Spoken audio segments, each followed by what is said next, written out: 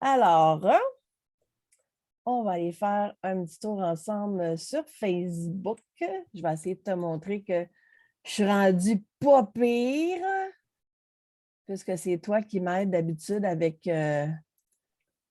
tout ce qui est technique. Oh. Ça serait le fun qu'on publie chez nous. Intermédiaire guidance, c'est exactement ça. Voilà. Alors, en y allant ensemble, je vais faire 2, 3 petites manipulations, puis on va être en business. Je vais essayer de t'impressionner parce que toi, tu es bonne avec la technique, puis toi, tu peux montrer plein de choses. Tu m'as aidé avec tellement d'affaires. Voilà, ça, c'est fermé. Là, je vais te montrer que j'ai appris, puis que je suis encore sortable. Oh. Veux que tu sois fière de moi.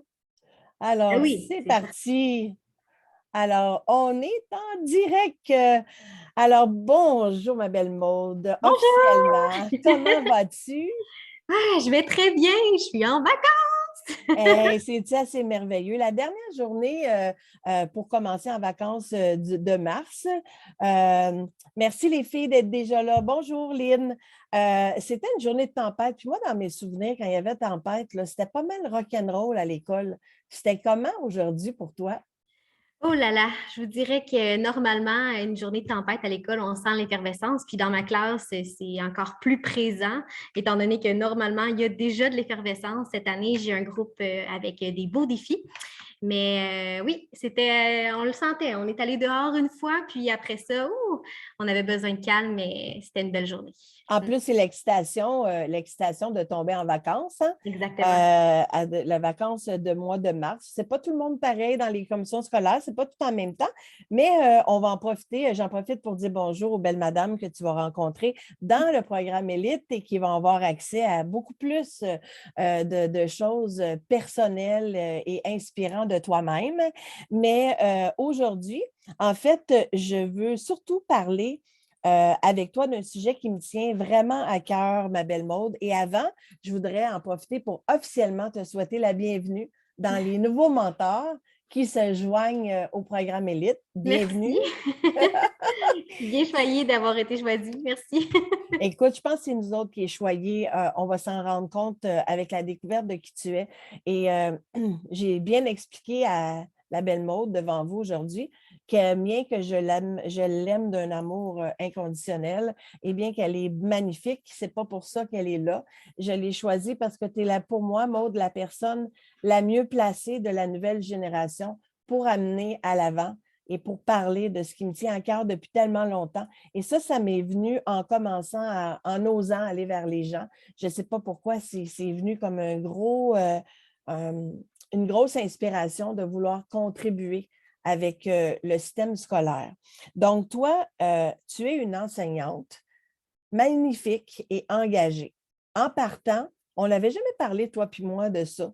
Tu as Non, fait ton c'est vrai. chemin, puis tu n'es jamais venu sur le sujet, mais on va voir qu'il y a une raison pourquoi on arrive là aujourd'hui. Fait que j'aimerais ça que tu nous expliques, ça a été quoi ton parcours jusqu'à aujourd'hui? Qu'est-ce qui t'a amené à choisir ce métier-là d'enseignante?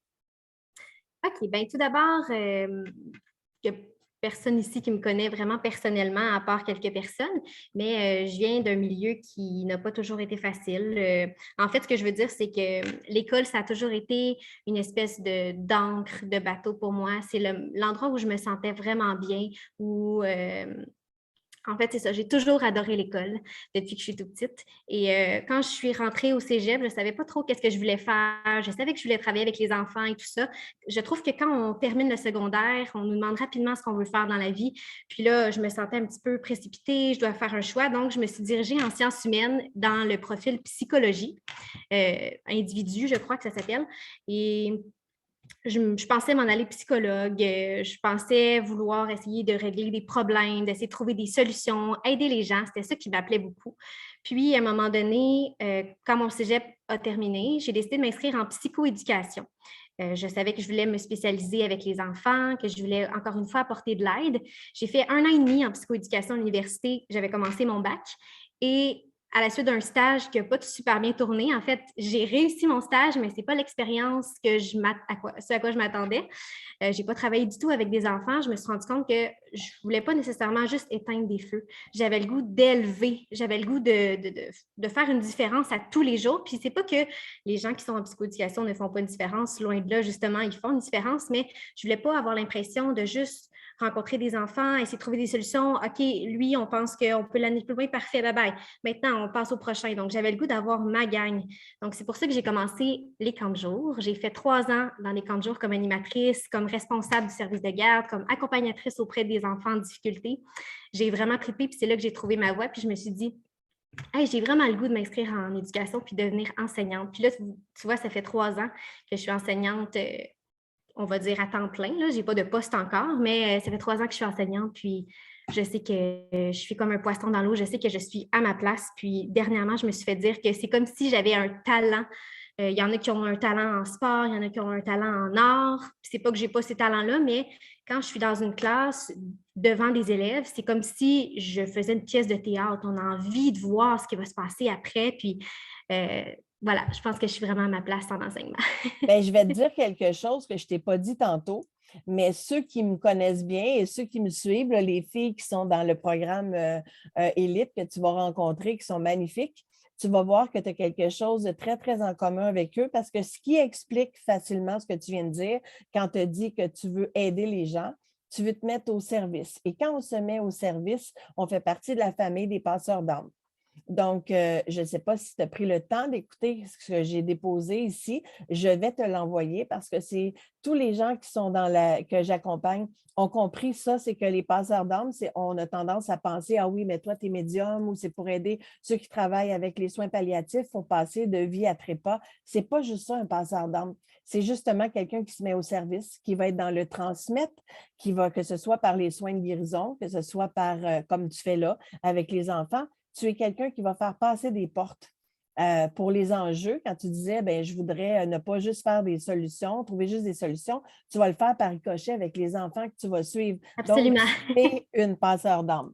Et c'est pour ça que ton talent que tu parles, c'est quelque chose d'inné, c'est quelque chose tu l'as ou tu ne l'as pas. Et toi, tu l'as. Donc, si ça peut faire diminuer ton sentiment d'imposteur et celui de tous ceux qui essaient de se lancer dans quelque chose et qui vivent ce sentiment d'imposteur-là, quand c'est inné, quand c'est une passion, quand ça vibre à l'intérieur, Luc Dionne nous l'a dit au départ dans son masterclass, quand tu as trouvé ta passion, arrête de chercher. Et c'est ce que tu as fait. Donc, est-ce que tu es quelqu'un, Maude, qui a toujours eu confiance en toi à partir du moment de ce que tu te souviens dans ta vie? Moi, je connais la réponse, mais... Oui, ben non, en fait, pas du tout. Puis même encore aujourd'hui, je travaille énormément sur cet aspect-là de ma vie. Pour faire une histoire courte, j'ai un parcours un peu atypique. J'ai déménagé très jeune chez mes grands-parents. Puis ça fait en sorte que, comme je vous ai dit tantôt, le français, les mathématiques, tout ça, ça me passionnait. L'école, c'était mon endroit, c'était mon havre de paix. Donc, j'aimais beaucoup y être. Puis la question, c'est est-ce que j'ai eu toujours confiance en moi? Pas du tout. Je suis une personne, puis je l'ai découvert dernièrement, j'ai pris conscience de ça. Je suis une personne qui a extrêmement peur de faire des erreurs. Puis c'est quand même assez drôle parce que dans ma classe, je dis toujours aux élèves, j'ai une affiche, je peux vous la montrer d'ailleurs, qui est très importante pour moi. Donc, c'est fais toujours de ton mieux, même si personne ne regarde. Donc, je répète ça constamment à mes élèves, de faire de leur mieux, que c'est pas grave de faire des erreurs, on est là pour apprendre. Mais pourtant, quand je me regarde dans un miroir, oh là là! Est-ce qu'elle est devant toi, cette affiche-là, pour que tu puisses la voir à tous les jours, toi aussi? Ok, oui, exactement. Puis en le répétant tous les jours, ben, ça me rappelle que oui, moi aussi, j'ai le droit de faire de mon mieux. Puis j'ai toujours un petit pendentif en quartz rose ici, c'est un petit cœur. Puis ça me rappelle la même chose d'être douce avec moi-même, de faire de mon mieux. Mais par contre, c'est sûr que c'est ça, je travaille encore là-dessus sur développer ma confiance en moi. Puis je pense que c'est un projet de vie, si on veut. Là, c'est quelque chose qui se travaille sur le long terme. Puis en vieillissant, en acquérant de la maturité, ben, on réalise à certains moments de notre vie des choses qu'on ne réalisait pas nécessairement à d'autres moments qui sont passés selon l'expérience qu'on a vécue. Voilà. Alors, par tes expériences, tu vas être capable d'aller aider des enfants justement à reconnaître ça qui est jeune, tôt dans le processus. C'est justement ça que je veux mettre en avant aujourd'hui. Donc, si tu n'avais pas la plus grande confiance en toi, je te pose des questions comme si je ne savais rien sur ta vie, je le sais, mais je veux que les autres te découvrent. Je veux savoir, est-ce que l'anxiété faisait partie de toi, ma belle Maude? Oui, puis à ce moment, ben, depuis plusieurs années même, mais je ne savais pas que c'était de l'anxiété. Quand je suis rentrée en secondaire 2, j'ai décidé par moi-même d'aller rencontrer une psychoéducatrice à l'école parce que je vivais des choses qui n'étaient pas nécessairement faciles, puis j'avais besoin d'extérioriser ça.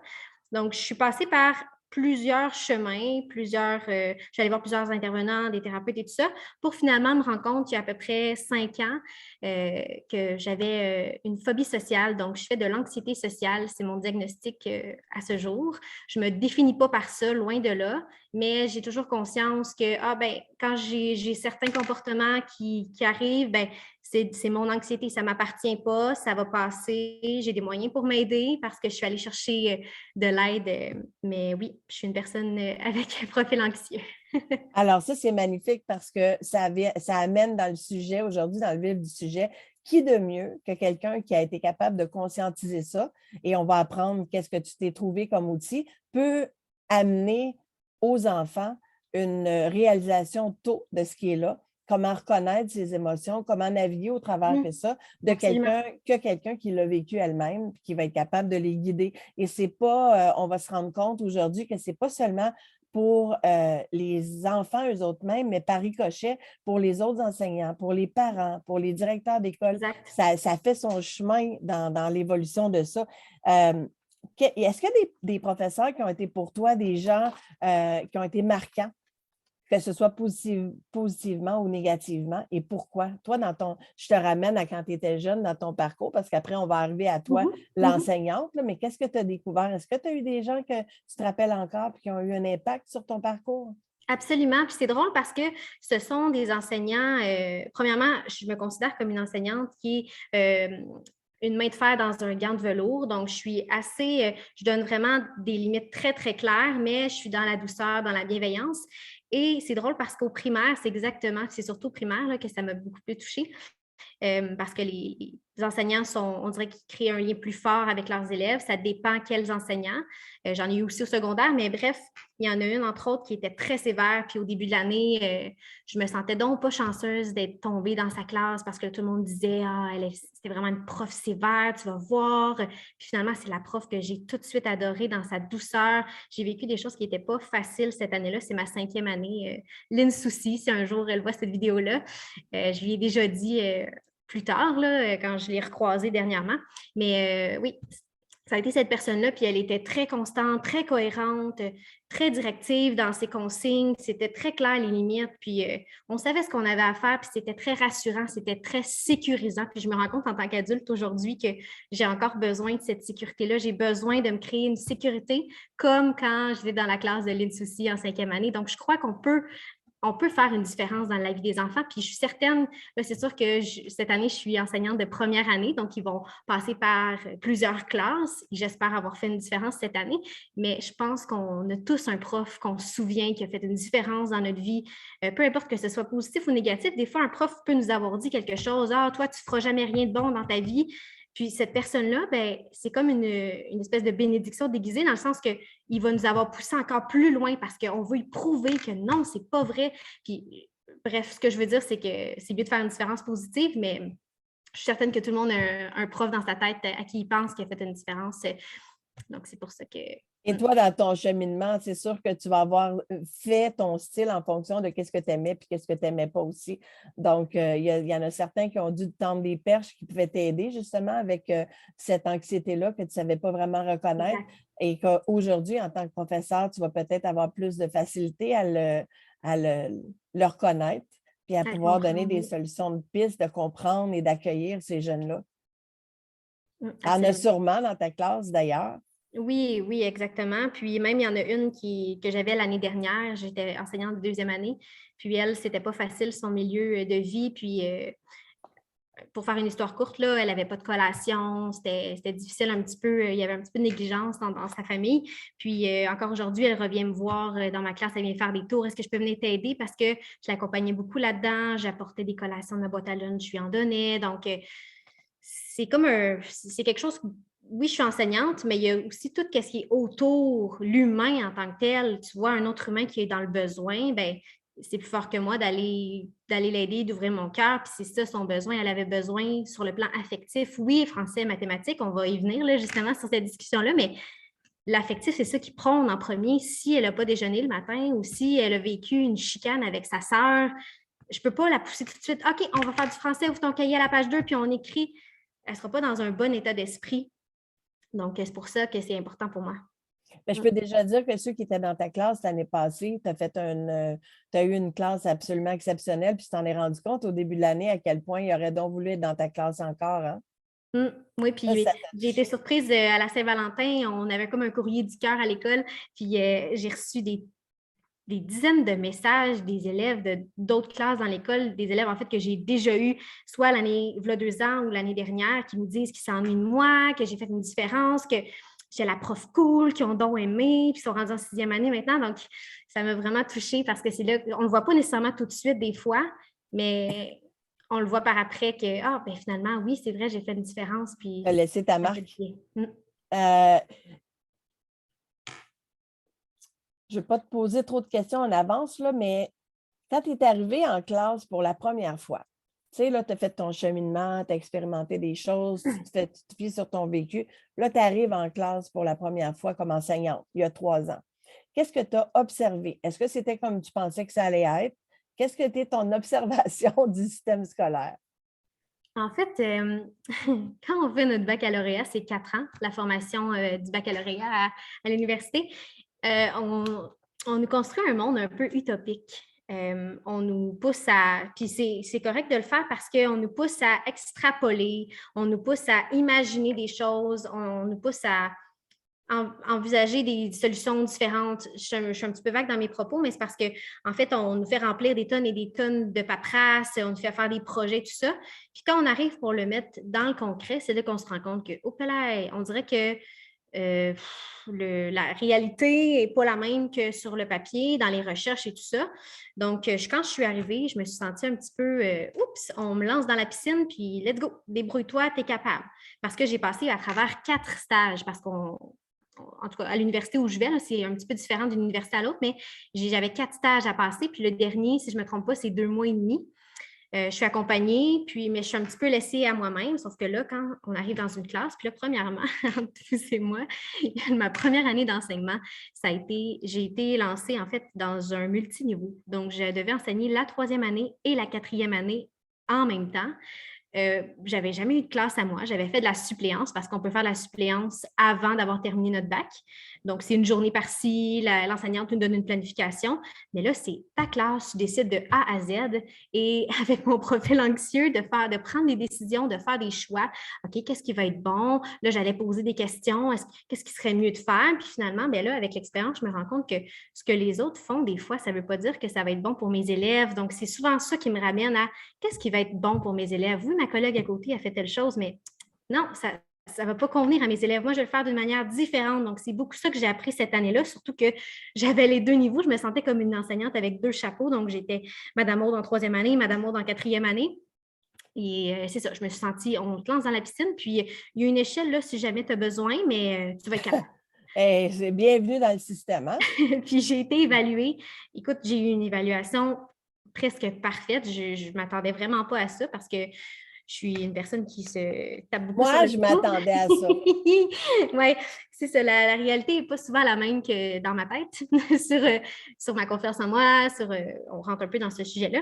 Mais j'ai adoré, ça m'a appris tellement sur moi, autant que sur mon travail. Ça m'a remis en question sur plusieurs choses, sur mes priorités aussi, qu'est-ce qui est important parce qu'on n'en parle pas, on va en parler un petit peu tantôt, mais on n'en parle pas assez que la conciliation travail-vie personnelle, quand on commence, commence, c'est vraiment pas facile, on veut se prouver. Nous, quand on commence, on s'appelle les précaires, ça veut dire qu'on est en précarité d'emploi, on est à contrat, donc on doit répondre à certaines attentes, on est un petit peu checké, mais pas vraiment, là, ça dépend d'une direction à l'autre. On a une évaluation, donc quelqu'un, la directrice ou le directeur vient s'asseoir dans notre classe pendant 1 heure, vient observer un peu notre enseignement, donc c'est assez stressant. On a à la charge 22, 27, 28 enfants. On doit faire un bulletin, on doit faire des rencontres de parents. On n'a jamais fait ça. Donc, on nous assigne un enseignant mentor où on peut faire le choix. Moi, j'avais fait le choix cette année-là, puis j'avais eu une enseignante extraordinaire qui m'avait accompagnée, qui était du même niveau que moi en 4e année. Heureusement, j'avais accès à elle souvent, mais à part quelques rencontres, puis je pense que je me disais, je pense que je fais les bonnes choses parce qu'on ne me pose pas beaucoup de questions, on ne vérifie pas beaucoup mon travail, on ne me demande pas des comptes, donc ça veut dire que j'imagine que je fais ce qui est mieux. On a peut-être vérifié plus que tu pensais et on savait qu'on Absolument. était en sécurité. Je Ça, pense c'est que ta oui, je pense que c'est perception ça. à toi. La mienne est différente. Mais tu sais, je t'ai rapidement parlé, Maude, parce que c'était mon idée, moi, la vision de l'école qui doit changer. Et quand j'ai commencé intermédiaire, mais que j'ai commencé à ouvrir et à rencontrer des gens, bien, il n'y a pas de hasard dans la vie. Il y a une raison pourquoi j'ai rencontré autant de professeurs et de directeurs et directrices d'école qui venaient vers moi et on avait toujours la même discussion là-dessus. Et ça fait partie de l'élévation de conscience en ce moment, de ce qui est en train de changer. Il y a beaucoup de choses qui sont en train de changer, puis l'école en fait partie parce que moi, je fais partie de ceux qui croient que l'école, elle va tomber puis elle va se reconstruire. Il y a la nouvelle école qui arrive. Fait que je voudrais savoir, toi, en tant que nouvelle enseignante qui a étudié, qui a ton parcours, qui est très, très à l'écoute des autres, qui est quelqu'un qui est très, c'est très facile pour toi voir le beau et le bon dans tout le monde, beaucoup plus que pour toi-même. Donc, je sais déjà que tu vas être une enseignante hors pair. Puis je te demande, c'est quoi ta vision? Qu'est-ce que tu veux faire? Puis là, je me rends compte que tu fais déjà partie de ceux qui arrivent en voulant changer les choses. Fait que comment Oui. tu es arrivé dans une école où on te parle déjà de quelque chose parce que tu as rencontré une directrice qui t'a beaucoup motivé, qui t'a beaucoup stimulé et vous êtes arrivé à ton école avant que la pandémie arrive. On va parler des enjeux après, mais à te proposer quelque chose. Tu fais partie d'un programme qui s'appelle Comment et pourquoi? Bon, ben tout d'abord, justement, cette directrice-là, je l'admire tellement. Elle le sait, je lui dis souvent, là, c'est une femme extraordinaire qui prend sa retraite cette année. Donc, elle nous a annoncé qu'elle prenait sa retraite cette année, mais ça me fait beaucoup de peine parce que c'est une personne très humaine qui m'a appris beaucoup dans les 3 dernières années, qui m'a accompagnée. Je dis qu'on est laissé à nous-mêmes, mais c'est parce que j'avais pas besoin nécessairement de son accompagnement. J'aurais pu aller la voir n'importe quand, mais elle voit, elle aussi, le bon. Elle a une vision très bienveillante. Ses valeurs sont très en concordance avec les miennes aussi. L'engagement, la collaboration, la bienveillance, c'est des choses qui sont importantes pour moi. Puis, on en vient au programme. En fait, elle y croyait vraiment. Elle avait vraiment envie d'instaurer ce programme-là à l'école. Depuis l'année dernière, on en parlait vers la fin de l'année. Puis, tout de suite, j'ai levé le flag. Je veux participer, je veux faire partie des personnes qui vont le faire mousser dans l'école parce qu'on est une grosse école primaire ici à Saint-Canute, dans le bout de Mirabel. On est une trentaine de classes, là, donc j'avais vraiment envie, let's go, on part ce projet-là qui s'appelle Hors Piste. Donc, ce n'est pas notre école qui l'avons créé, c'est un programme qui a été créé en collaboration avec l'Université de Sherbrooke. Donc, c'est des chercheurs qui ont été testés des ateliers dans les écoles, des ateliers aussi auprès des parents, de l'équipe école. L'équipe école, je parle les techniciens en éducation spécialisée, il y a les psychoéducateurs, les enseignants, il y a les psychologues, toutes sortes d'intervenants qui œuvrent dans une école. Mais c'est un programme, en fait, qui agit en prévention pour les troubles anxieux. Parce qu'on sait qu'aujourd'hui, surtout avec le contexte de la pandémie qui a accentué tout ça, qu'il y a beaucoup, beaucoup de personnes qui sont diagnostiquées un trouble anxieux ou des enfants très jeunes. Dans ma classe, j'en ai plusieurs qui vivent de l'anxiété à 6 ans, il me semble, là, c'est sûr que le contexte dans lequel j'étais, c'était différent, mais à 6 ans, on ne devrait pas se sentir comme ça, on ne devrait pas se sentir anxieux par rapport à des choses qui ne sont pas importantes, dans le sens qu'il y a des choses qui sont beaucoup plus importantes. Je ne devrais pas être anxieuse à 6 ans d'avoir eu 27 sur 29 dans mon travail d'écriture. Donc, c'est pour ça qu'on veut essayer d'élever les consciences. On va essayer, en fait, que les enfants apprennent à s'aimer. Donc, on a 5 ateliers par niveau. Donc, 5 ateliers pour première année, même ça commence à la maternelle. Première année, deuxième, troisième, quatrième, cinquième, sixième année. Il y en a pour les parents aussi des ateliers, il y en a pour l'équipe école, comme je vous disais. Puis je vous dis, je vais vous partager en fait quelques-uns des ateliers que je vais faire cette année. On vient de commencer à présenter le programme parce qu'on devait le faire en début d'année. L'école a fermé, il est arrivé toutes sortes de choses qui nous ont mis des bâtons dans les roues. On devait présenter le programme à l'école. C'était la première chose parce qu'on avait parlé on s'était engagé à faire ce programme-là. On voulait participer. Mais par contre, on ne savait pas trop. En fait, l'équipe école ne savait pas comment. Ben là, en fait, je vais vous montrer. Là, on a fait imprimer avec mon petit comité. On est 6 personnes de l'école à s'être engagées. Donc, on a fait imprimer tous les ateliers parce qu'ils sont tous sur le site Internet d'Orpiste. Si vous voulez aller voir, vous n'avez pas nécessairement accès aux ateliers parce que ça prend un mot de passe, mais vous pouvez aller voir un peu en écrivant Orpiste dans Google, un peu l'essence de ce programme-là. Donc, on a imprimé tous les ateliers pour chacun des profs. On a créé des cartables comme ça pour que ça soit clé en main parce que souvent, en enseignement, non, pas une chose de plus. Même si ça peut faire toute la différence, bien, on est déjà débordé, on a déjà des attentes qui nous sont présentées. Là. On doit rendre des comptes, des bulletins et tout ça. Mais là, on voulait vraiment que ça soit clé en main pour que ça soit facile à intégrer dans l'enseignement. Donc, mes 5 ateliers, ça ressemble un peu à apprendre à se connaître et à s'estimer. Donc, on va faire ça à partir de après la semaine de relâche. Apprendre de nos erreurs. Donc, on va avoir un atelier sur comment on fait pour apprendre de nos erreurs. On le dit, il faut faire de son mieux. Je le prône beaucoup dans ma classe, mais qu'est-ce que ça veut dire vraiment? Donc là, on a 2 petits personnages qui viennent faire une mise en situation. C'est Léo et Charlie. Puis là, c'est des enfants de 6 ans. Puis là, ils vivent telle situation. Puis là, à partir de là, on a une activité. Les enfants peuvent dessiner. Ça vient beaucoup les chercher. Troisième, je développe ma confiance en moi. Quatrième, je reconnais mes émotions. Puis cinquième, je reconnais l'importance de l'amitié. Donc, c'est sûr que là, on est en première année. On y va à la base. En cinquième, sixième année, on va un petit peu plus loin. Et je ne peux pas vous montrer nécessairement. Là, en ce moment, je suis dans ma classe d'ailleurs. Mais les émotions sont beaucoup travaillées dans ma classe. Surtout cette année, j'ai une classe qui a beaucoup de défis par rapport à la gestion des émotions et je me sers beaucoup de la littérature jeunesse. Donc, vous voyez derrière moi ici, j'ai des livres sur la peur, la colère. Les enfants se reconnaissent beaucoup à travers les personnages ludiques, les histoires. J'ai un coin émotion aussi qui est très important. Ils peuvent aller, il y a comme une échelle avec les émotions, ils peuvent aller mettre leurs doigts sur « Ah, je me sens comme ça aujourd'hui ». On apprend beaucoup à nommer les choses au lieu de donner des coups parce qu'il y a beaucoup d'impulsivité, surtout quand ils sont petits. Puis s'ils n'ont pas eu un bon accompagnement dès leur jeune âge, bien là, ça leur prend justement un modèle qui est positif. Donc, c'est là que moi, en tant que personne enseignante, je peux faire la différence. Je suis un modèle, donc, OK, quand je vis une émotion, je ne m'en vais pas me cacher dans mon coin. Je leur dis, en ce moment, je me sens en colère. Je vais prendre un moyen pour essayer de m'aider à gérer cette colère-là. Puis ensuite, on va pouvoir se reparler. Donc là, je leur démontre, moi, qu'est-ce que je fais en tant qu'adulte. Là, on parlait d'anxiété, on parlait d'émotion, mais il y a le stress aussi. Il y a la différence entre l'anxiété et le stress. Est-ce que tu sais, toi, c'est quoi la différence entre l'anxiété et le stress? Je te pose une question, c'est à mon tour. Moi, avant de répondre à ta question, je me dis avoir un masque dans le visage à longueur de journée, de ne pas voir tes amis pendant un grand bout de temps parce que tu es à la maison, en télétravail, tout ça, c'est pas un milieu normal pour les enfants pour s'épanouir à cet âge-là. Donc, le stress, ben écoute, je vais essayer de répondre à ta question de la meilleure des façons.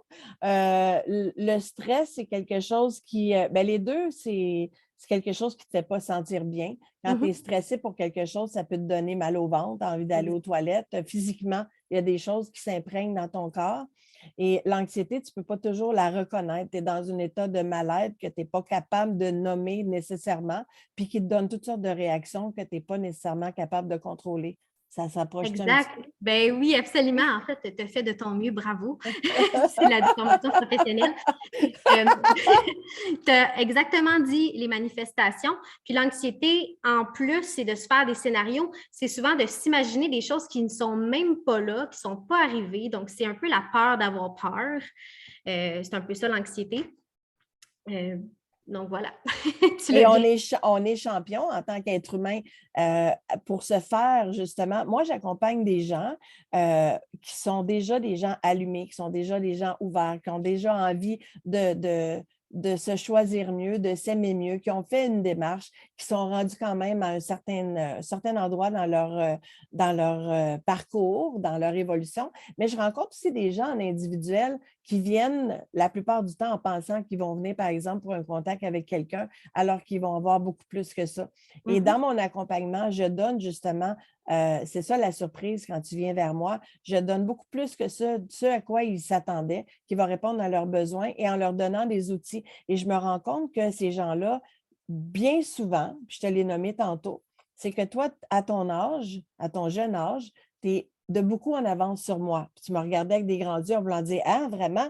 Oui, parce que moi, ça a été long sur le parcours de ma vie avant que je comprenne le sens de m'aimer, me respecter, m'honorer, me choisir. C'est un travail de tous les instants. Je veux dire, quand on vient vivre une vie puis qu'on va vivre 100 ans, par exemple, on ne peut pas vivre le jour de la marmotte à tous les jours puis jamais apprendre rien, puis jamais s'ouvrir à autre chose.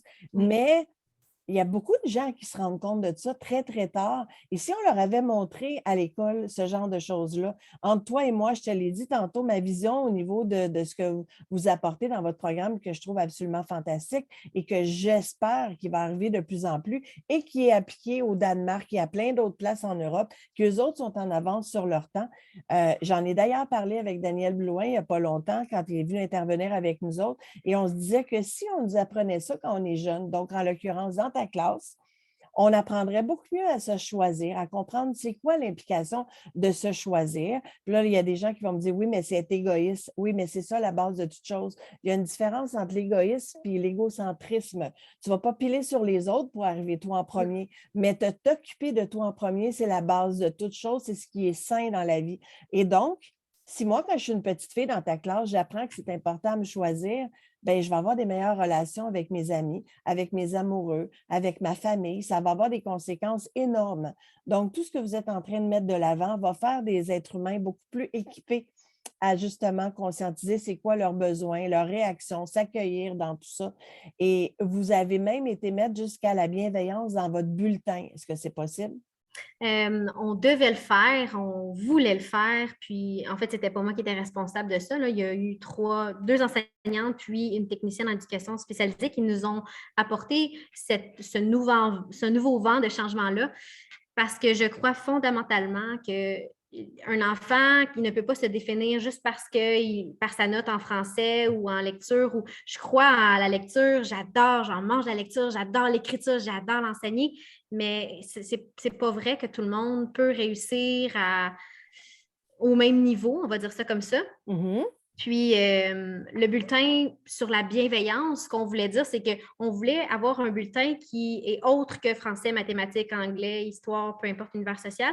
On voulait avoir un bulletin sur un peu pour évaluer les habiletés sociales, le côté socio-affectif qui est souvent délaissé parce qu'on les entend souvent être en conflit à la récréation, puis ils ne savent pas comment gérer leurs conflits. On leur apprend un peu en faisant de l'éthique et culture religieuse, le conseil de coopération pour ceux qui connaissent un peu les méthodes qui sont déjà instaurées dans les écoles, mais on voudrait que ça suive jusqu'en 6e année pour voir une évolution que l'enfant ne se représente pas juste par ses notes dans les matières de base. Puis oui, c'est important. Je mentirais parce que je suis une enseignante, je mentirais si je disais que je ne trouve pas ça important, c'est très important, mais il y a autre chose aussi qui existe. Puis d'ailleurs, il n'y a pas si longtemps, une psychoéducatrice ici à l'école m'a dit que son fils est revenu de l'école il y a 8 ans à peu près. Puis lui a dit: tu sais, maman, moi, je ne serai jamais bon en français et en mathématiques. Je ne serai jamais bon. Mais par exemple, je suis bon en d'autres choses. Voilà. Ça l'a beaucoup touché, la maman, à cet âge-là, qui prenne conscience justement que, ben oui, ça se peut que toi, puis bravo de ne pas te définir juste par ces notes-là, mais ça se peut que toi, tu sois bon en autre chose. Puis il y en a pour qui, en ce moment, l'école n'est pas faite pour eux. Donc, on doit trouver des nouvelles façons de faire, des nouvelles techniques, parce que rester assis, comme tu disais, avec un masque sur le visage, à écouter l'enseignante parler en avant, il y a autre chose, là. On n'est plus dans les années, je ne veux pas nommer d'années pour ne pas dévaloriser quoi que ce soit, mais il y a autre chose qui existe. Il y a d'autres façons de faire qui sont prouvées, mais en même temps, il y a ton feeling aussi. Il faut écouter son feeling. Je me considère un peu comme une enseignante de cœur parce que, oui, je suis allée étudier 4 ans, puis je continue encore. Là, j'ai commencé mon DESS sur l'éducation positive, mais il faut s'écouter. On le sait profondément en dedans de nous. Puis même les parents qui nous écoutent, vous le savez ce qui est bon pour votre enfant. Donc, pourquoi reproduire ce qu'on a vécu? Pourquoi reproduire juste « Ah, ben moi, j'ai vécu ça, puis ça a fonctionné comme ça. » Non, il faut essayer autre chose parce que peut-être que l'enfant, il a 46 en écriture, mais c'est parce que lui, pour lui, s'asseoir sur une chaise pendant 2 heures, écrire, Tellement. c'est pas confortable. Lui, si on élevait son bureau qui était debout pour écrire, peut-être que ça ferait une différence, on ne le sait pas. Donc, c'est sûr que les réponses n'apparaîtraient pas comme par magie dans sa tête, mais au moins, il serait déjà plus à l'aise. L'état d'esprit, c'est tellement important. J'arrête pas de le dire. Pour moi, j'y crois fondamentalement. Puis c'est pour ça que je prône ça dans ma classe. Puis je dis ça, là, puis je suis loin de. Tu sais, à tous les jours, j'en commets des petites erreurs, mais je fais de mon mieux pour essayer le lendemain, ben, d'essayer de prendre conscience que, ah, ben ça, aujourd'hui, c'était ordinaire. Puis demain, je vais essayer de faire mieux. Puis je vais essayer de trouver une autre solution. Puis je pense que c'est ça la clé. Même en tant que parent, c'est de se questionner puis de se dire hey, je fais de mon mieux avec ce que j'avais aujourd'hui puis comment je me sentais parce qu'on est humain, nous aussi, à la base. Là. Nous aussi, on a nos émotions, nous aussi, on vit des choses des fois qui sont difficiles, mais les enfants qui sont devant nous ne sont pas responsables de nous, comment on se sent. Donc, c'est important que justement, on fasse de notre mieux pour essayer de faire mieux le lendemain. Tu es magnifique puis tu es intuitive. Donc, ça m'amène dans 2 branches. Je vais commencer par dire que le fait que tu es intuitive, tu as toujours été capable d'aller te chercher ce que tu avais besoin par toi-même. Quand on va apprendre à te connaître plus dans ton accompagnement de mentor, on va comprendre que tu as un parcours qui n'est pas banal. Et tu as tellement navigué de façon merveilleuse au travers de tout ça. Tu as écouté ton intuition, tu as reconnu les moments où tu avais besoin d'aide. Et ça ne fait pas tellement longtemps que tu es allé te chercher des cours sur l'intelligence émotionnelle. Et ça, c'est une autre branche qui va faire en sorte que tu vas faire de toi une meilleure personne, puis que tu vas reconnaître plus les besoins des autres. Et ça, je trouve ça magnifique parce que quand je te parlais au départ de l'école, je te disais qu'il faut s'éloigner de la performance. Ce n'est pas juste à l'école, c'est dans tout. Hein. N'importe où que vous travaillez, c'est la même chose. Avant, là, on tapait le clou là, de la performance au maximum. Ça rendait les gens anxieux, puis ça les rendait tout le temps j'en fais pas assez, je ne serais pas capable d'arriver. Tout était basé sur la performance.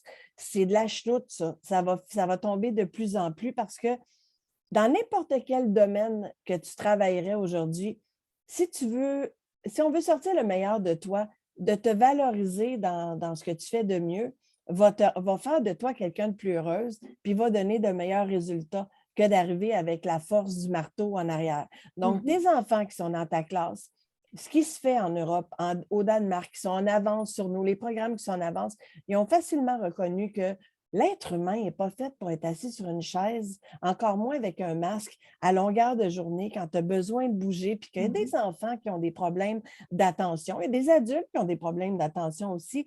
On a besoin d'être capable de porter notre attention, mais autrement.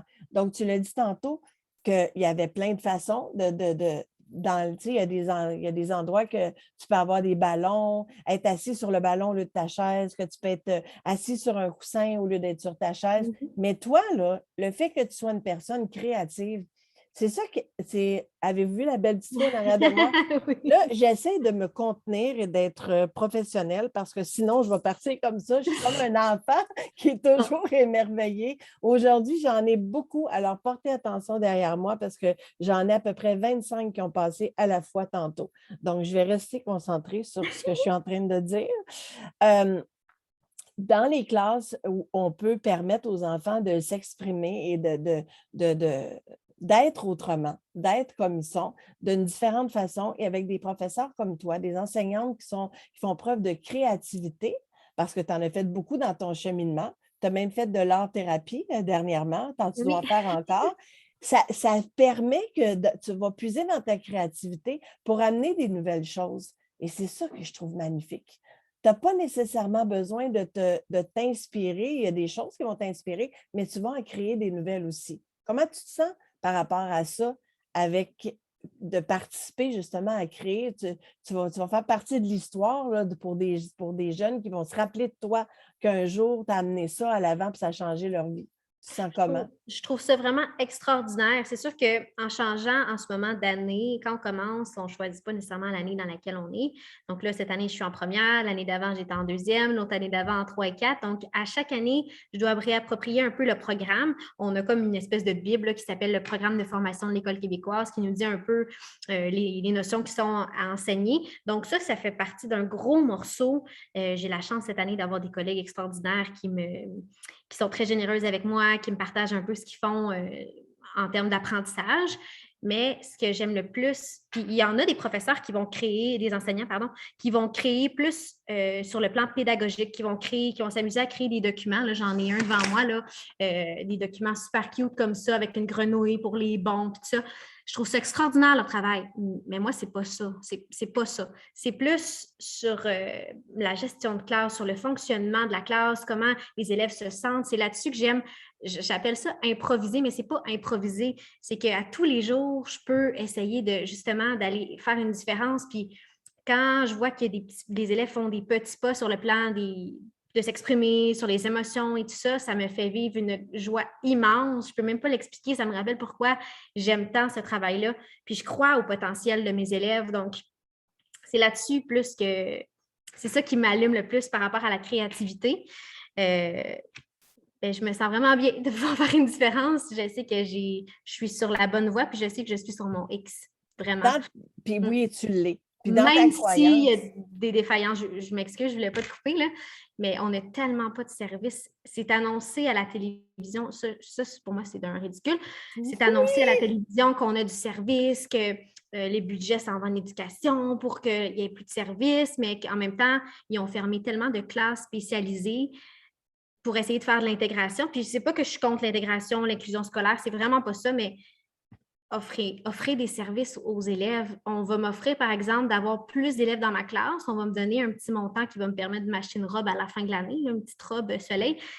Mais cet argent-là, donnez-le pour des services aux élèves. Donc oui, je me sens super bien de faire une différence, mais par exemple, cette année, il y a 2 de mes élèves que je dois présenter pour les référer dans une classe spécialisée parce qu'on n'a pas les services nécessaires pour répondre à leurs besoins. Ils ont des besoins tellement criants, tellement immenses, puis ça me brise le cœur. J'ai l'impression de les abandonner, mais en même temps, on a les mains tellement liées par le système d'éducation qui est défaillant. Disons-le, qui ne fonctionne pas, qui est désuet. Exactement. Qui est vraiment désuet. Moi, je voulais savoir par rapport à ça, j'ai eu une petite excitation qui n'a pas duré bien longtemps, là, quand ils sont arrivés avec leur grande annonce, avec leur beau panneau en avant de qu'est-ce qu'ils voulaient changer, de ce qu'ils veulent amener à l'école. Est-ce que tu sens que depuis qu'ils ont fait cette annonce-là, qu'il est arrivé une onde de bienveillance dans les écoles, est-ce que tu as senti ça rentrer dans les écoles ou ça n'a rien changé? Ça n'a rien changé du tout parce qu'on est dans le milieu, on sait ce qui se passe. On a souvent, puis on exclut un peu la personne qui parle parce que ça fait juste 3 ans, mais j'écoute un peu les échos. On nous a souvent donné de l'espoir, puis finalement, quand arrivait le temps d'être dans le concret, on se rendait compte que finalement, c'était pas ça, c'était pas ce qui avait été annoncé ou « Ah oui, mais à cause de telle mesure, on ne peut pas le faire ».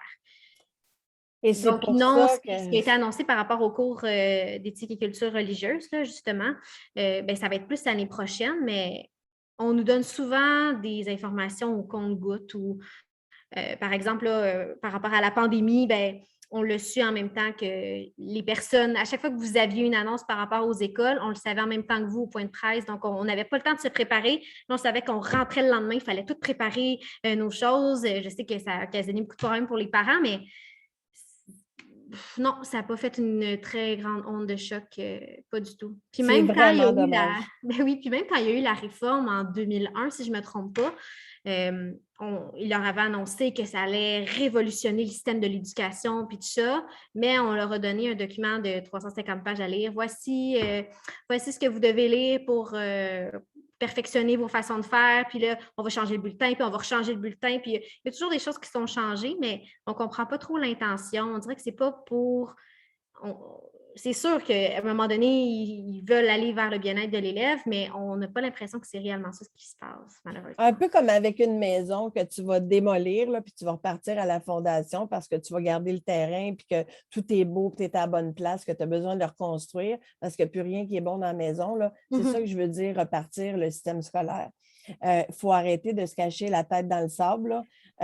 La réalité des professeurs, puis il y a des professeurs, des enseignants qu'on peut penser que c'est parce qu'ils ne sont pas engagés, c'est juste que ça fait très longtemps qu'on leur promet toutes sortes de choses, ça fait très longtemps qu'on demande beaucoup d'eux autres et qu'on ne leur donne pas grand-chose en retour. Donc, je peux comprendre l'essoufflement qui existe partout. Et quand tu arrives avec des idées nouvelles, parce que vous arrivez dans la nouvelle génération qui arrive et qui arrive avec une très bonne intention, et qui va s'essouffler rapidement parce que c'est tellement lourd, la charge de travail, la Absolument. charge d'anxiété des enfants qui arrivent, qui sont impactés, des parents à la maison aussi. C'est tellement un impact sur plein de monde que là, c'est sûr qu'on est dans une période exceptionnelle au niveau de la pandémie, mais elle a ajouté à ce qui était déjà Oh que souffrant oui. avant. Oui, puis Et la pandémie a le dos large souvent pour certaines choses, là, malheureusement, ouais. mais oui. Ben moi, je parle juste au niveau de, tu sais, je pense à toi quand tu es arrivé, puis que là, ils ont commencé à dire il va falloir que vous enseigniez en Zoom, en télétravail. Là, je me rappelle très bien que c'est toi qui es parti, puis tu as fait un document, puis que tous les professeurs ont reçu le document, puis que ça leur permettait d'apprendre un étape à la fois, comment on fait pour faire ça, parce qu'il y en a qui Oui. n'avaient jamais fait ça, puis qui étaient super Exact. nerveux, puis on t'a même demandé si on pouvait publier ton document tellement que c'était bien fait. Donc, quand vous arrivez, vous autres, les jeunes, avec votre énergie, avec votre... Tu sais, vous êtes tellement habitués tu sais, moi, j'ai fait affaire à toi bien souvent pour des choses techniques. Tu sais, j'avais besoin de faire une vidéo, j'avais besoin d'une manipulation. Toi, comme ma fille, vous riez de moi parce que ma fille, elle me dit tout le temps, on dirait que je t'ai construit quelque chose d'extraordinaire, puis je t'ai juste dit de toucher à tel piton. Mais pour moi, c'était vraiment la technologie, c'est insécurisant. Donc, il y a des enseignants qui c'est la Mhm. même affaire. Tu les as bien gros aidés. Fait que vous arrivez avec des belles idées, mais il faut que vous ayez les outils pour pouvoir travailler au travers de ça. Et Absolument. ce que vous faites, ça a un impact plus grand que juste, il y en a qui rient. Parce que oui, moi, ça ne prend pas grand-chose. Ils Oh. vont comprendre. Ceux qui ont mon âge, ils vont comprendre. Ma fille, elle rit de moi tous les jours. Elle fait comme, j'ai juste dit de Oh, toucher wow. à un piton. Il vient Quand d'avoir une belle fille là, brillante là, qui est oh, passée en dansant. alors, je suis très heureuse. Il est maintenant 16h45. Alors, ceux qui voudront regarder à 45 minutes du vidéo qui l'ont manqué pourront avoir accès à ça. Parce qu'aujourd'hui, je ne sais pas si c'est la tempête, mais honnêtement, dans la session que j'ai faite avec toi, j'en ai eu 25. Ils ont passé Ah, comme une armée. 25 qui ont passé en arrière. C'était extraordinaire. Je ne me tanne jamais. Alors, dans ta classe, quand tu fais des choses qui vont avoir un impact sur les enfants, ça aura un impact sur les parents aussi. Et mhm. s'il y a s'il y a moindrement la petite ouverture d'esprit possible, là, ils vont aussi enseigner aux parents autre chose. Fait que moi, quand je parle, j'entends que ton petit garçon est arrivé à la maison et qu'il a dit, maman, moi, peut-être que je ne serai pas bon en mathématiques et en français, mais je vais être bon en autre chose. Ça me fait vibrer dans le corps, là. C'est ça que je veux que les gens comprennent que moi, en ce moment, je suis dans la zone de zéro limite. J'ai accédé à Zéro limite de Martin Latulippe en Oui. 2016 et tu en étais consciente. Tu as été celle qui m'a vraiment poussée à y aller et j'avais aucune idée qu'est-ce que j'allais faire, qu'est-ce qu'elle allait émerger là-dedans. Mais ce que je fais avec toi en ce moment, ce que je fais dans le cadre d'Intermédiaire, de rencontrer les gens, ce que je fais avec Élite, ce que j'ai fait avec l'écriture de mon livre, alors que je n'ai pas étudié en littérature du tout, c'est sortir de ma zone de confort et me mettre dans le zéro Absolument. limite à faire ce que je fais de mieux. Et donc, ce petit garçon-là, qui connaît sa valeur, qui a des rêves, qui a des passions, qui a des choses qu'il aime beaucoup, qui a des talents, qui a une créativité, va évidemment faire quelque chose de très, très bien. Et on a besoin de tous et chacun dans tellement une grande sphère que ce n'est pas parce que tu vas avoir des notes parfaites à l'école que tu vas mieux réussir dans la vie. Et c'est ça que je veux qui arrive dans ce qui c'est mon souhait le plus cher, qu'on mette l'accent sur qu'est-ce que tu as fait, toi, depuis le début de l'année scolaire, malgré les enjeux? Qu'est-ce que tu as fait pour apprendre à connaître les enfants individuellement, connaître c'est quoi leurs forces? Est-ce que tu t'es donné ce temps-là pour apprendre à les connaître? Est-ce que tu peux dire, ben lui, il a de la misère, mais il y a tel, oui? Oui, absolument. C'est quelque chose que je me donne comme mandat. Puis c'est ce qui est le plus important à la base. Je peux vous montrer ici le lien de confiance, c'est vraiment important. Tout le mois de septembre est dédié à ça, puis toute l'année aussi, mais je ne fais pas vraiment d'apprentissage scolaire. Tout le mois de septembre. Puis là, maintenant, cette année, ça a débordé sur le mois d'octobre aussi parce que je sentais que les élèves avaient ce grand besoin-là. Mais je me sers beaucoup de la littérature jeunesse, comme je vous disais.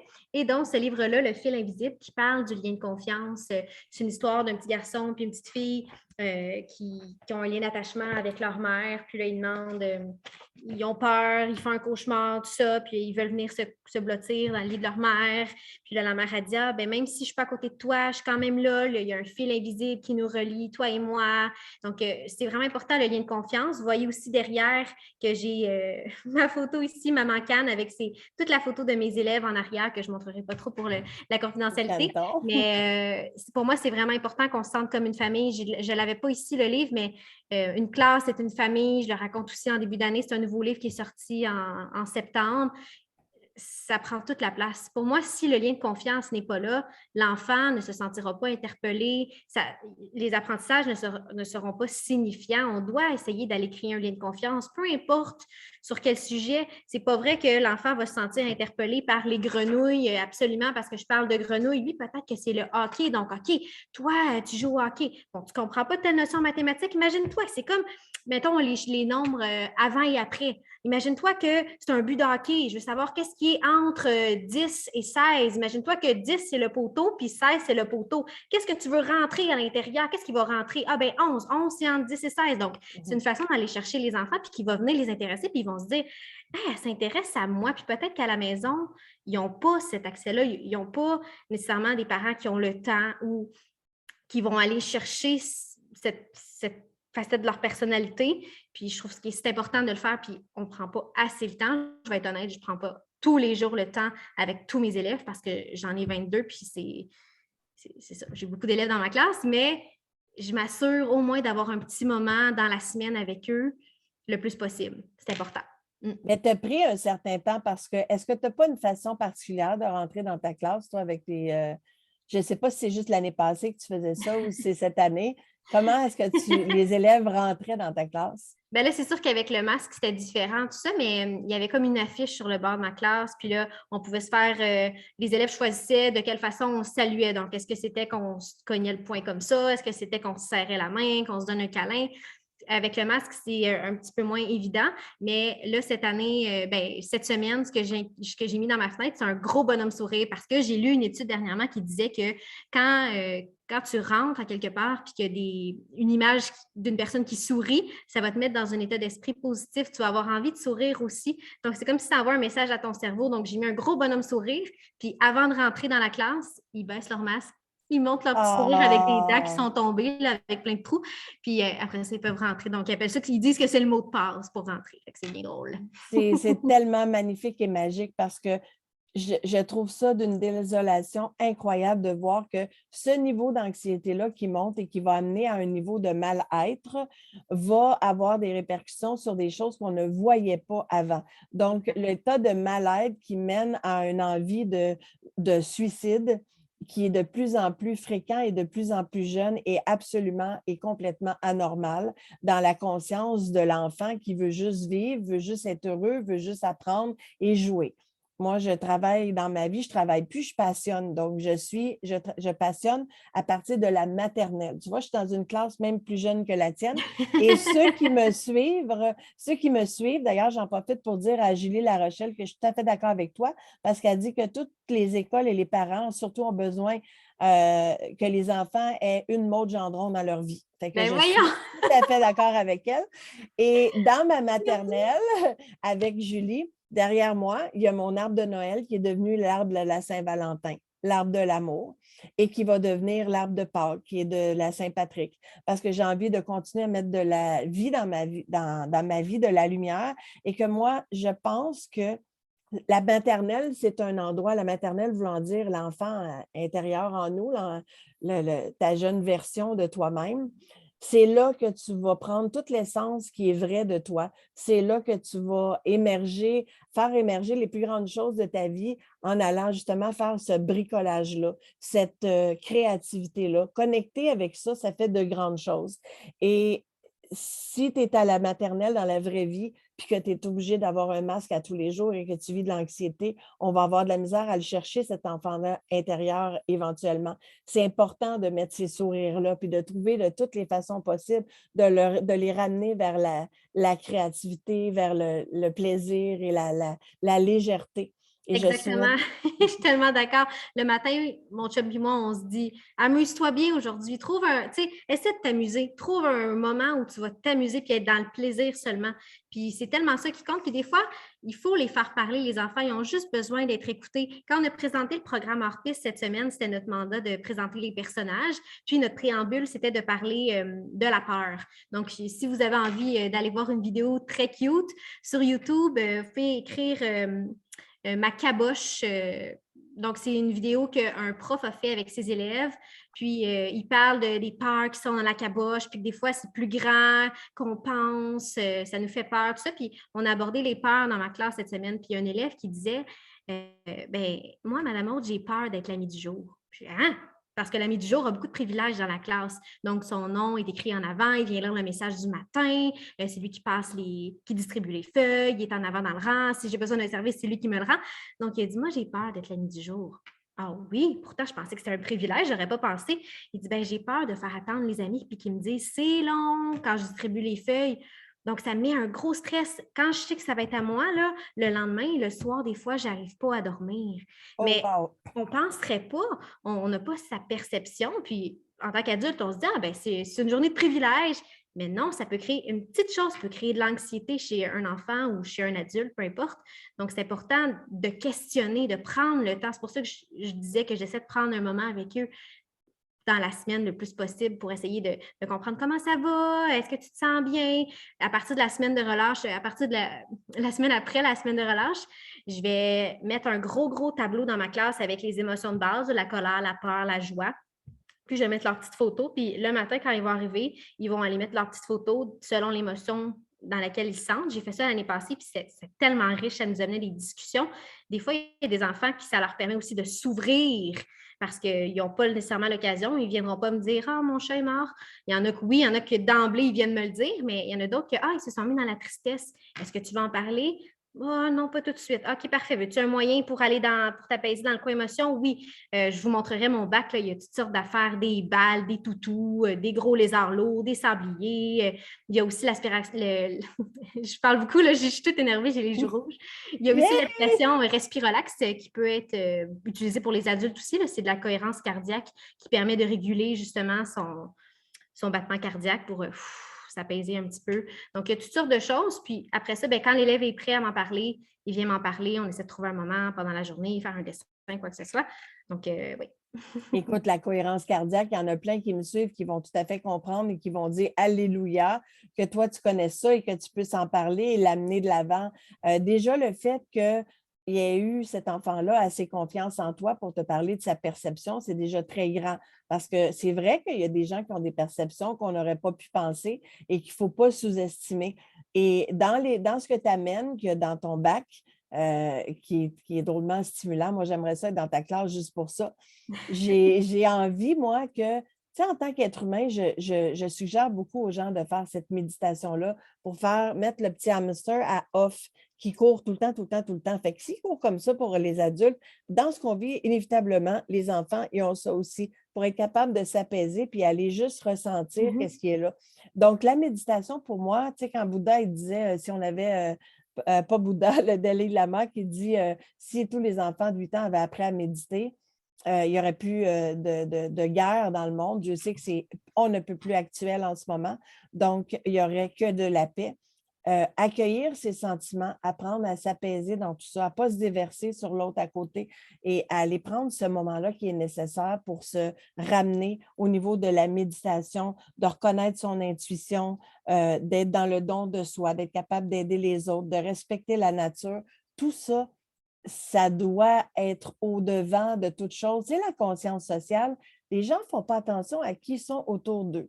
Tu sais, moi, je viens de l'aviation, puis c'est de plus en plus évident avec les années que les gens, c'est moi, moi, moi, moi, moi, moi, moi. je le veux tout de suite, maintenant, avant tout le monde.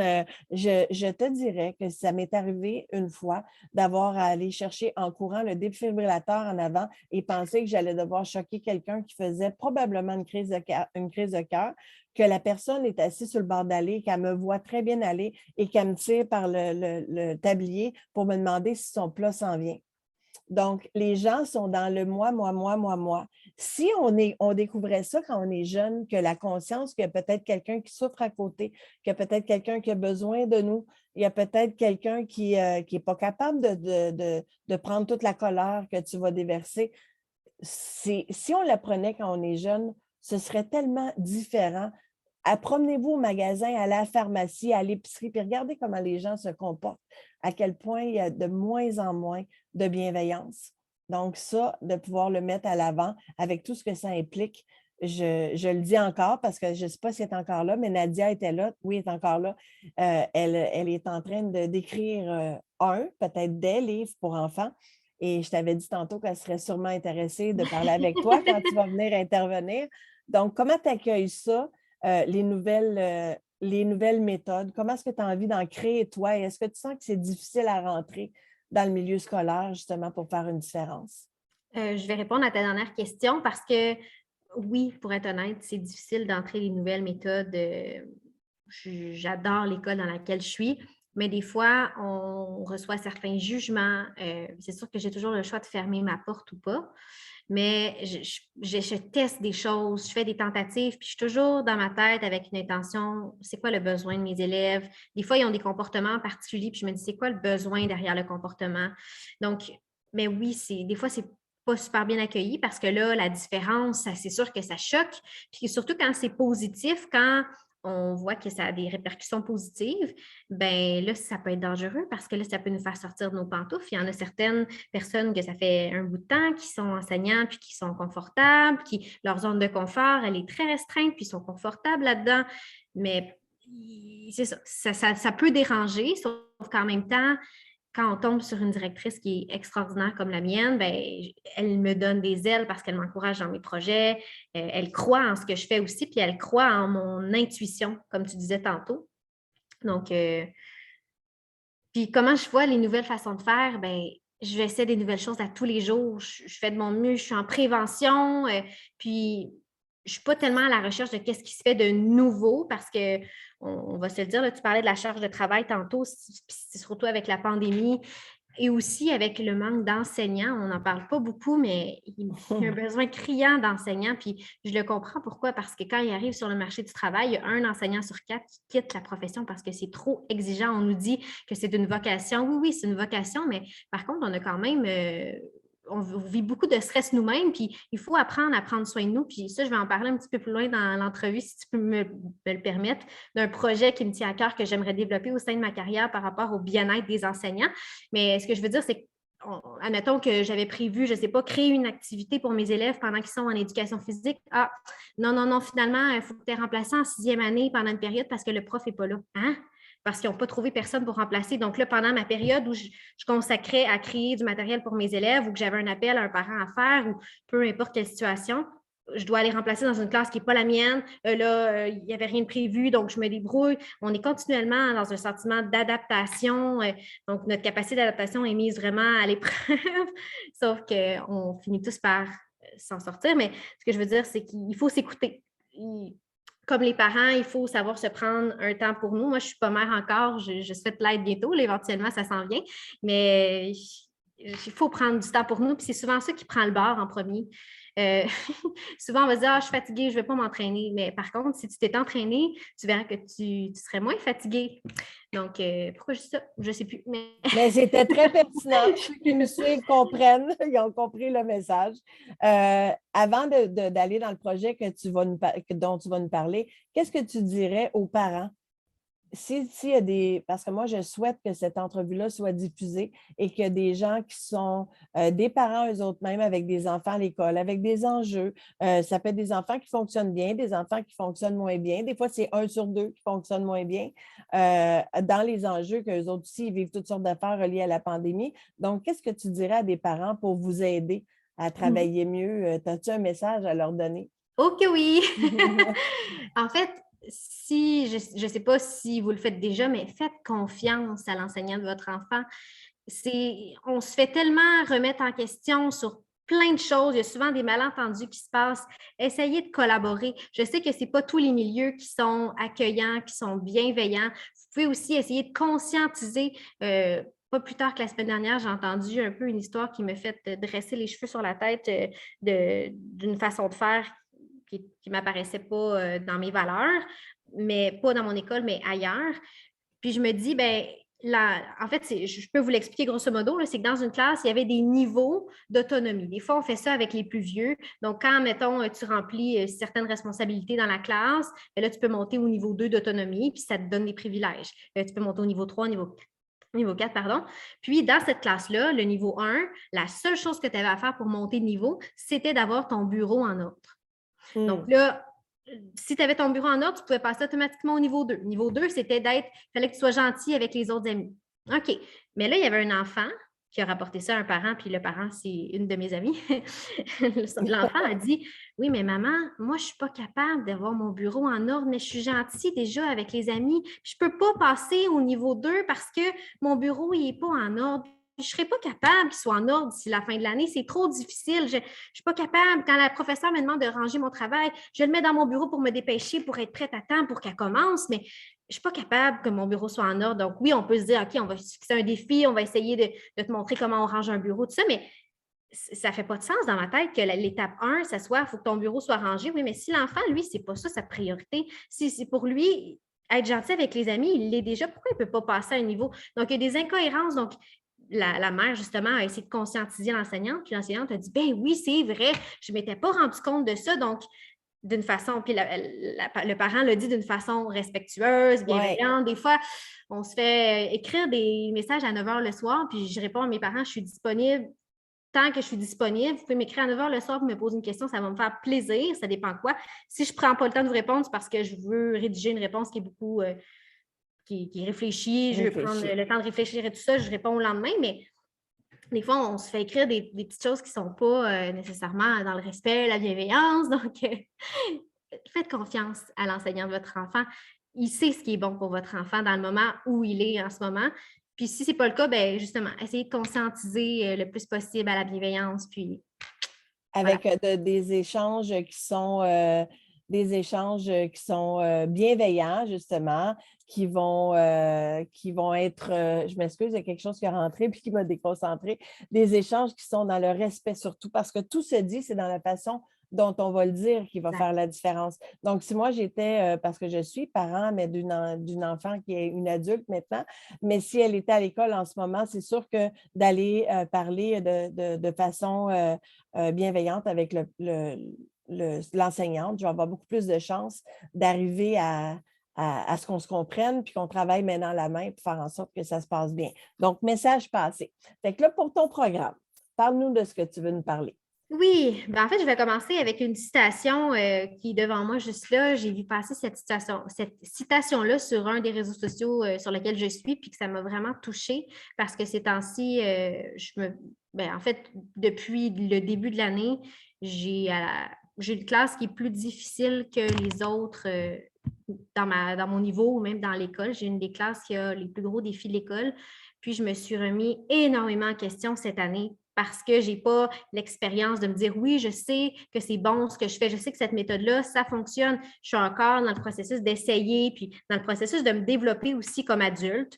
Je suis une jeune adulte, là, j'ai 28 ans. Puis, bon, bref, je me suis remis en question, puis je me perds un petit peu là-dedans dans ma vie personnelle, dans le sens que c'est ça. Des fois, c'est des situations qui ne sont pas tout le temps difficiles, faciles à vivre, puis on n'a pas les ressources, comme je vous disais. Donc, je vous lis la citation qui me fait beaucoup de bien et qui m'a touchée. Prendre soin de soi ne signifie pas moi d'abord, cela signifie plutôt moi aussi. Donc, en tant qu'enseignant, puis je l'ai dit à mon équipe école la semaine passée, je faisais une présentation pour Harpiste, puis je leur disais qu'on est le metteur en scène. Quand on est un enseignant, on est le metteur en scène, puis même quand on est un parent aussi. Puis, on veut mettre en lumière les acteurs qui sont sur la scène. Puis, des fois, on se perd derrière le rideau, on est dans l'obscurité. Puis, ce qui est important, c'est nos élèves, c'est nos élèves, c'est nos élèves. Puis, on se perd là-dedans parce qu'on a tellement le nez collé sur nos élèves qu'on se néglige, qu'on se dit, ah, ben, de toute façon, moi, c'est pas important. Là, qu'est-ce que je peux faire pour tel élève? Là, je sais que ça va pas bien à la maison. Puis là, je pense à ça. Des fois, la nuit, je me réveille. Puis, mais sauf que ma qualité de vie à moi est très importante parce que si je ne suis pas en forme, si je ne suis pas à 100% de ma capacité, c'est impossible que je puisse donner le meilleur de moi-même à mes élèves. Puis je leur dis, j'essaie d'être le plus bienveillante envers moi-même. Je leur dis, aujourd'hui, mon 100%, il est là parce que, puis je n'explique pas nécessairement pourquoi, mais je leur dis, même si ton 100% est ici aujourd'hui, j'aimerais ça que tu donnes ton 100%. Donc, c'est ça qui est important. Fais de ton mieux. Mais ça pour dire qu'on s'oublie beaucoup là-dedans, puis ça a un impact direct sur les élèves. Donc, je trouve qu'on ne prend pas assez soin des enseignants. Cette année, j'ai vécu des moments très difficiles. J'ai eu du soutien de mes collègues, de ma mentor, qui est une de mes amies, puis elle m'a apporté beaucoup de soutien. Mais le système n'est jamais venu me voir. Les personnes qui sont plus haut placées que moi, puis ils font leur possible dans tout ce qui se passe. Là, ils doivent tester des élèves quand ce n'était pas ça du tout leur mandat avant. Là. Bref, on n'embarquera pas dans ce débat-là, mais il n'y a personne qui est venu me voir pour me dire « Comment ça va, Maude? Est-ce que tu as besoin d'aide? » C'est à moi d'aller chercher de l'aide, puis je trouve ça déplorable parce qu'on ne nous enseigne pas comment prendre soin de nous. Puis là, ça vient un peu se rattacher à notre projet hors-piste parce que si je l'avais appris déjà plus jeune, bien, j'aurais peut-être développé certaines stratégies qui m'auraient aidée. Mais là, je dois faire appel beaucoup à ma résilience, puis c'est pas facile, je vous dirais, mais je me remets en question, puis on va dire que je suis bien faite pour ce côté-là parce que finalement, je me dis, ah ben non, j'essaie des nouvelles choses, puis finalement, ben, je suis allée consulter en art-thérapie, ça me fait du bien, j'ai extériorisé certaines choses. Mais voilà, je trouve qu'on ne prend pas assez soin des enseignants, puis c'est ça que j'aimerais développer au cours de ma carrière, d'essayer de trouver un programme qui C'est la pourrait troisième justement… année. Oui. C'est juste la troisième année. Puis souvent, on va se dire entre nous, ah, ça va pas, tu es fatigué, va voir un médecin, il va te dire, il va te signer un arrêt de travail, puis ça va être terminé. Ah, ben voyons, viens pas me dire qu'il n'y a rien à faire avant ça, là. Comment ça se fait que personne n'est là pour venir me voir puis me dire, puis je sais que c'est ça la vie d'adulte, hein? Je le découvre de plus en plus que je prends de la maturité puis je vieillis, qu'il n'y a personne en arrière de moi qui me dit bravo Maud, t'es bonne, t'es bonne. J'ai plus ça comme Oui, quand il y a j'étais à moi, il y a l'école. moi. Oui, oui, oui. Mais dans le sens qu'on ne peut pas s'attendre à ça, à avoir tout un regard extérieur. Puis c'est ça un petit peu que j'ai à travailler aussi parce que j'ai souvent le réflexe d'aller valider auprès de l'extérieur. Est-ce que c'est OK? Ce que je fais, est-ce que c'est OK? C'est ça mon manque de confiance. Mais j'aurais aimé ça que quelqu'un vienne juste me demander comment ça va. Est-ce que je peux faire quelque chose pour toi? Est-ce que juste me donner un conseil, n'importe quoi, quelqu'un qui est plus haut placé que moi dans le système de l'éducation. Donc, j'aimerais ça créer un programme pour que si quelqu'un se sent comme moi cette année, ben qu'il y ait un programme pour l'aider, qu'il n'ait pas peur d'en parler parce que c'est tellement tabou de se dire ah, ben elle est à bout. Ah, mais comment ça se fait? Parce que je vis des choses difficiles. En fait, c'est que je vis beaucoup de violence dans ma classe. Je me suis fait frapper à plusieurs reprises cette année. C'est banalisé, beaucoup banalisé. Le lendemain, j'avais un dessin d'excuses, puis il me disait je m'excuse, puis il revenait, puis ça se reproduisait encore et encore. Je ne peux pas comprendre qu'il ne se passe rien puis que c'est banalisé, ces gestes-là. Parce que oui, je suis une adulte, puis OK, là, c'est un petit gars de 6 ans qui a fait un geste de violence, mais quand même, ça a un impact sur les autres élèves, ça a un impact sur… Mais Il l'apprend quelque part aussi, donc le problème vient d'ailleurs. Il faut être capable absolument. d'identifier la source. Quand je parlais tantôt de déversement, d'être capable de méditer, de canaliser cette énergie-là, c'est important de commencer à la base parce que ce que tu nommes en ce moment dans la difficulté de devoir aller, par exemple, en art-thérapie pour trouver un exutoire, faire de l'entraînement pour essayer de prendre soin de soi, tous ceux qui nous regardent, qui regarderont cette entrevue-là, on parle des enseignants, mais dans n'importe quelle sphère de leur vie, dans n'importe quel travail qu'ils vont faire, ça peut t'amener jusque-là. Donc, comment est-ce qu'on fait pour reconnaître que ça, c'est une situation qui peut mener à quelque chose de très lourd, de très gros, avec de Absolument. lourdes conséquences et qu'il n'y a pas juste de dire, bien, aussitôt que ça commence à pas bien aller, on va voir le médecin, il peut avoir autre chose. Exact. Puis j'ai cherché, même dans le système, dans le centre de services où je suis, il n'y a pas de ressources. Oui, on peut nous offrir avec les assurances, je pense, un psychologue, 5 rencontres de psychologues, mais comment ça se fait qu'il n'y a pas rien qui se fait en prévention, de se dire, OK, là, pour les 5 premières années de votre parcours en enseignement, vous êtes obligé de suivre un cours sur justement l'intelligence émotionnelle, sur l'intelligence relationnelle, comment prendre soin de nous pour justement faire la conciliation travail, puis je ne sais pas si ça existe pour d'autres professions, mais je trouve que c'est tellement majeur, c'est tellement important de prendre soin de soi. Je le réalise d'autant plus maintenant que j'ai la responsabilité de 22 cocos à tous les jours. Puis j'espère aussi être capable d'être plus capable de le faire avant d'avoir des enfants. Puis je sais que ce n'est pas toujours possible. Il y en a qui ont eu leurs enfants tôt, puis là, ils réalisent certaines choses que, ah ben oui, ils réalisent que ça aurait été important que je prenne du temps pour moi, je me suis oubliée, je suis devenue maman, c'est devenu ma priorité. Oui, c'est super beau, mais toi, là-dedans, toi, tu es quand même une personne à part entière. Tu as besoin de te retrouver, tu as besoin de t'élever toi aussi. Donc, j'aimerais vraiment ça, trouver des acteurs qui vont changer avec moi. Bien, en ce sens-là, moi, il fut un temps, dans mon jeune temps, où j'ai été enseignante en danse au niveau parascolaire. Donc, je n'étais pas dans les heures de classe, mais j'étais parascolaire. Et Dieu sait que j'ai enseigné à bien des classes pendant longtemps, puis j'ai fait des choses magnifiques et j'étais déjà en avance sur mon temps parce que plutôt que d'aller dans la performance puis la technique, j'y allais carrément dans le plaisir. Donc, je prenais les enfants, peu importe de quel étais-tu capable de faire la split ou pas, c'était même pas important, on mettait même pas de temps là-dedans. Je faisais en sorte qu'ils participaient à la création du spectacle. Donc, on misait tout sur le spectacle et pas tant sur la technique. Et il y avait un plaisir incroyable. Et moi, je bookais des gros spectacles, là. Je bookais la salle du Vieux-Terrebonne, puis on faisait 2 spectacles par jour pendant une fin de semaine. C'est extraordinaire. Et la façon que moi, j'amenais ça, les parents ne pouvaient même pas croire que leurs enfants avaient fait quelque chose d'aussi énorme que ça. Fait que dans cette foulée-là, moi, je travaille avec beaucoup de gens qui ont des choses à amener au système, que ce soit avec n'importe quel genre de soins holistiques, de la méditation, que ce soit au niveau justement de la nouvelle littérature ou des conférences qui pourraient être amenées pour le niveau des enfants, que ce soit bon pour les enfants et les professeurs. Fait qu'imaginons que moi, j'enseigne la méditation. Est-ce que chez vous, il y a une ouverture pour ce qu'on peut apporter à l'intérieur du programme Orpis et en parascolaire? Par exemple, moi, je me présente dans ton école. Je suis là pendant une semaine où je vais rencontrer tous les professeurs de tous les niveaux, temps par jour, là, pendant une semaine, pendant 2 semaines, peu importe, pour que vous puissiez être conscientisés à la méditation, par exemple, de quelle façon vous pouvez le faire pour les enfants et que je puisse le montrer aux enseignants aussi qui vont pouvoir en profiter et peut-être même offrir des sessions de méditation sur le temps de dîner ou des choses sur l'extérieur qui ne sont pas nécessairement obligés de passer par le système scolaire parce que j'ai énormément de gens magnifiques que j'accompagne qui ont plein d'idées, qui ont envie de contribuer à l'être humain. Donc, ils veulent transmettre, que ce soit par peu importe, puis Dieu sait qu'ils ont des champs d'expertise qui sont magnifiques. Alors, moi, je me dis, il faut qu'il y ait une connexion quelque part dans ça. Donc, si moi, j'arrive avec un projet comme ça, est-ce que c'est possible?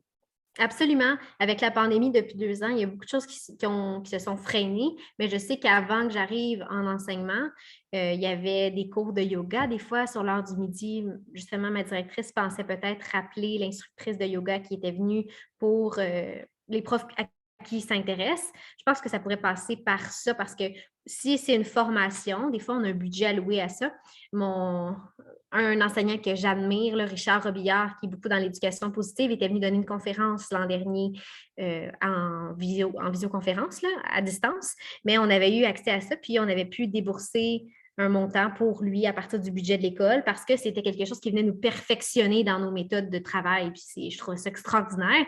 Mais il y a aussi l'autre côté, comme tu disais, que si on pouvait engager quelqu'un au privé, là, pour nous, mettons, il y a, je ne sais pas, 15 profs qui sont intéressés dans l'école, bien oui, ce serait possible qu'on donne tous de notre poche un montant, puis à partir de là, bien, un midi par semaine ou quoi que ce soit, bien, on ait des cours pour savoir comment méditer, comment faire, parce que je pense que maintenant, la société société est plus ouverte à ce genre de méthode-là. Je pense qu'on en parle de plus en plus. Moi-même, je fais de la méditation le plus souvent possible.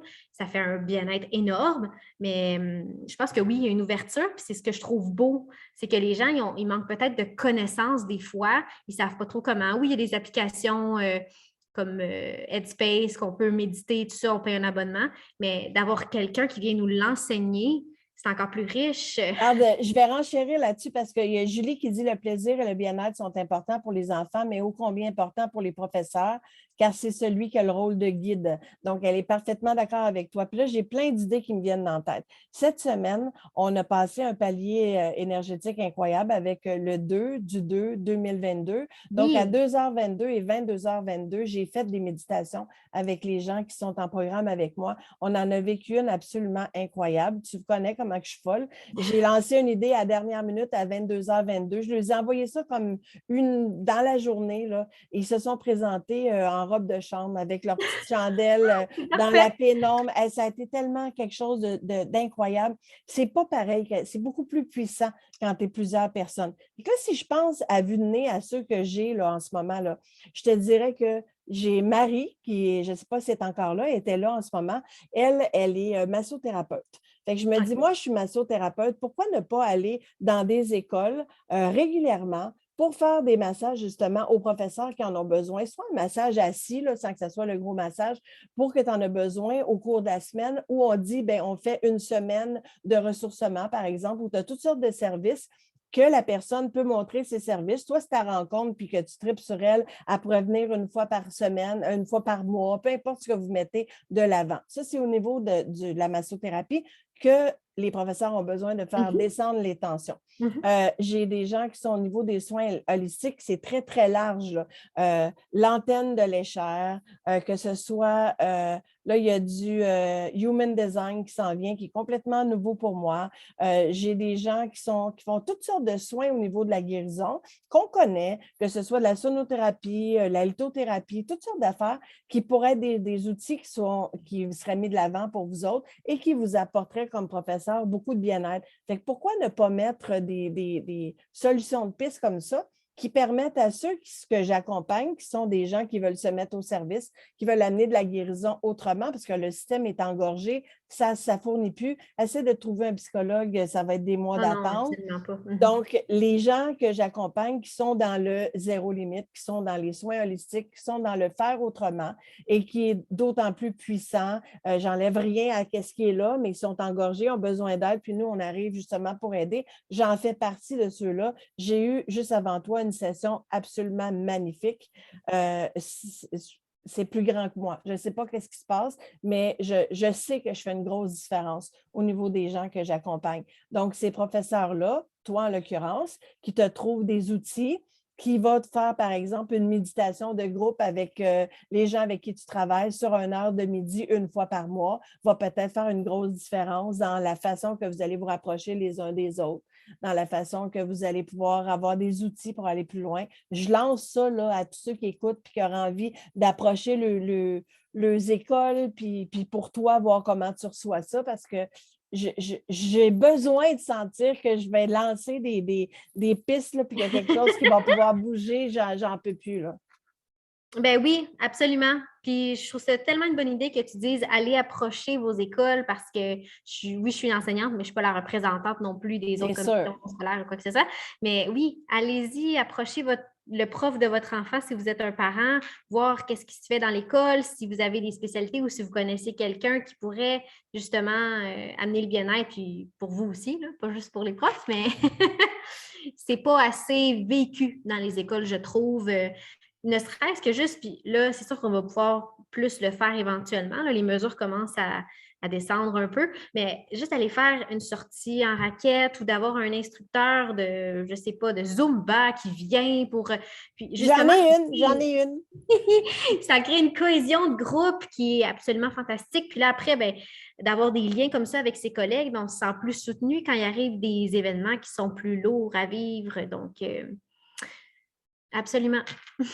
Écoute, ça m'anime vraiment beaucoup. Puis j'espère que ceux qui sont à l'écoute, là, je vais vous le demander, tous ceux qui sont à l'écoute, je vais mettre cette entrevue-là dans le groupe privé. On ne peut pas la partager. Par contre, sur ma page professionnelle intermédiaire, tout peut être partagé. Et sur ma chaîne YouTube, vous savez, je vous le dis tout le temps, vous pouvez inviter vos familles, vos amis. Plus on est, plus on va aider d'autres personnes. Donc, j'amène toujours quelque chose pour essayer d'aller toucher les gens puis de donner des solutions à partir des gens inspirants. C'est pour ça que j'ai appelé ça des directs d'inspiration. Donc, je vais vous inviter à amener le plus de gens possible sur ce groupe-ci, sur ma page professionnelle, sur ma chaîne YouTube. Allez vous abonner sur la chaîne YouTube parce que c'est facile de là partager des choses. L'entrevue qu'on va avoir terminée tantôt, je vais la mettre sur la chaîne YouTube parce que j'espère de tout mon cœur qu'elle va rejoindre autant les enseignants que les parents, que les directeurs d'école qui veulent faire partie du changement, qui veulent faire en sorte que ça se passe mieux. Et je souhaite ardemment que les mesures, justement, descendent, que ça revienne à une certaine normalité pour que le niveau de joie remonte pour tout le monde. Et si ce que Maud a partagé aujourd'hui peut aider, ne serait-ce qu'une seule personne, on ne l'aura pas fait pour rien, bien que je suis parfaitement consciente que ça va en aider beaucoup plus. Et si ça touche les gens qui sont justement dans le zéro limite et qui sont dans les soins holistiques et qui ont toutes sortes d'idées, je pense juste, je vais te challenger José Lusignan, qui est notre mentor fitness ici. Oui, c'est quelque chose de très, très, tu sais, tu le dis toi-même, s'entraîner, ça ferait qu'on serait moins fatigué. Donc, pourquoi pas ne le faire à même votre école une fois par semaine, par 2 semaines, par mois, peu importe. Exact. Mm. Est-ce que tu avais réussi à passer tous tes messages aujourd'hui? Y avait-tu des choses que tu avais que je ne t'ai pas donné la chance de verbaliser? Non? Je crois que j'ai livré mon message, puis j'espère avoir touché certaines personnes, puis d'avoir un peu changé la vision de l'éducation parce que c'est un petit peu ça, on est un peu parfois critiqué ou on se fait dire ah oui, OK, tu vis certaines choses, mais tu as 2 mois de vacances. OK. Mais Donc, tu en en as fait, donc besoin.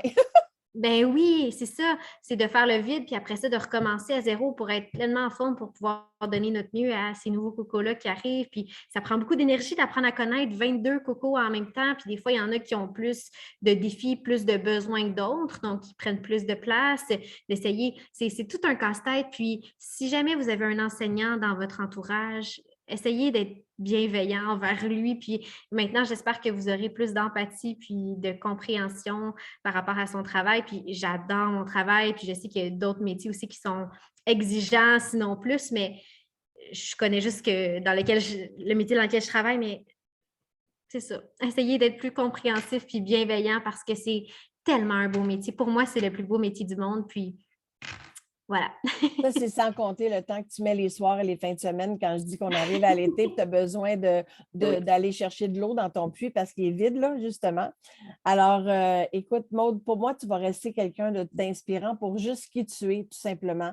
Mais ce que tu fais dans ton travail, comme tu le dis, tu fais ton travail, les autres font leur travail, tous les travails sont importants, mais Absolument. c'est de dire que les enfants qui sont dans ta classe vont tous aussi être amenés à apporter quelque chose d'important à leur façon, à leur lumière, dans leur talent, dans leur brillance individuelle. Donc, je vais souhaiter qu'il y aura de plus en plus d'enseignants comme toi qui vont faire une différence et que de plus en plus, vous aurez cette aide dont vous avez tellement besoin.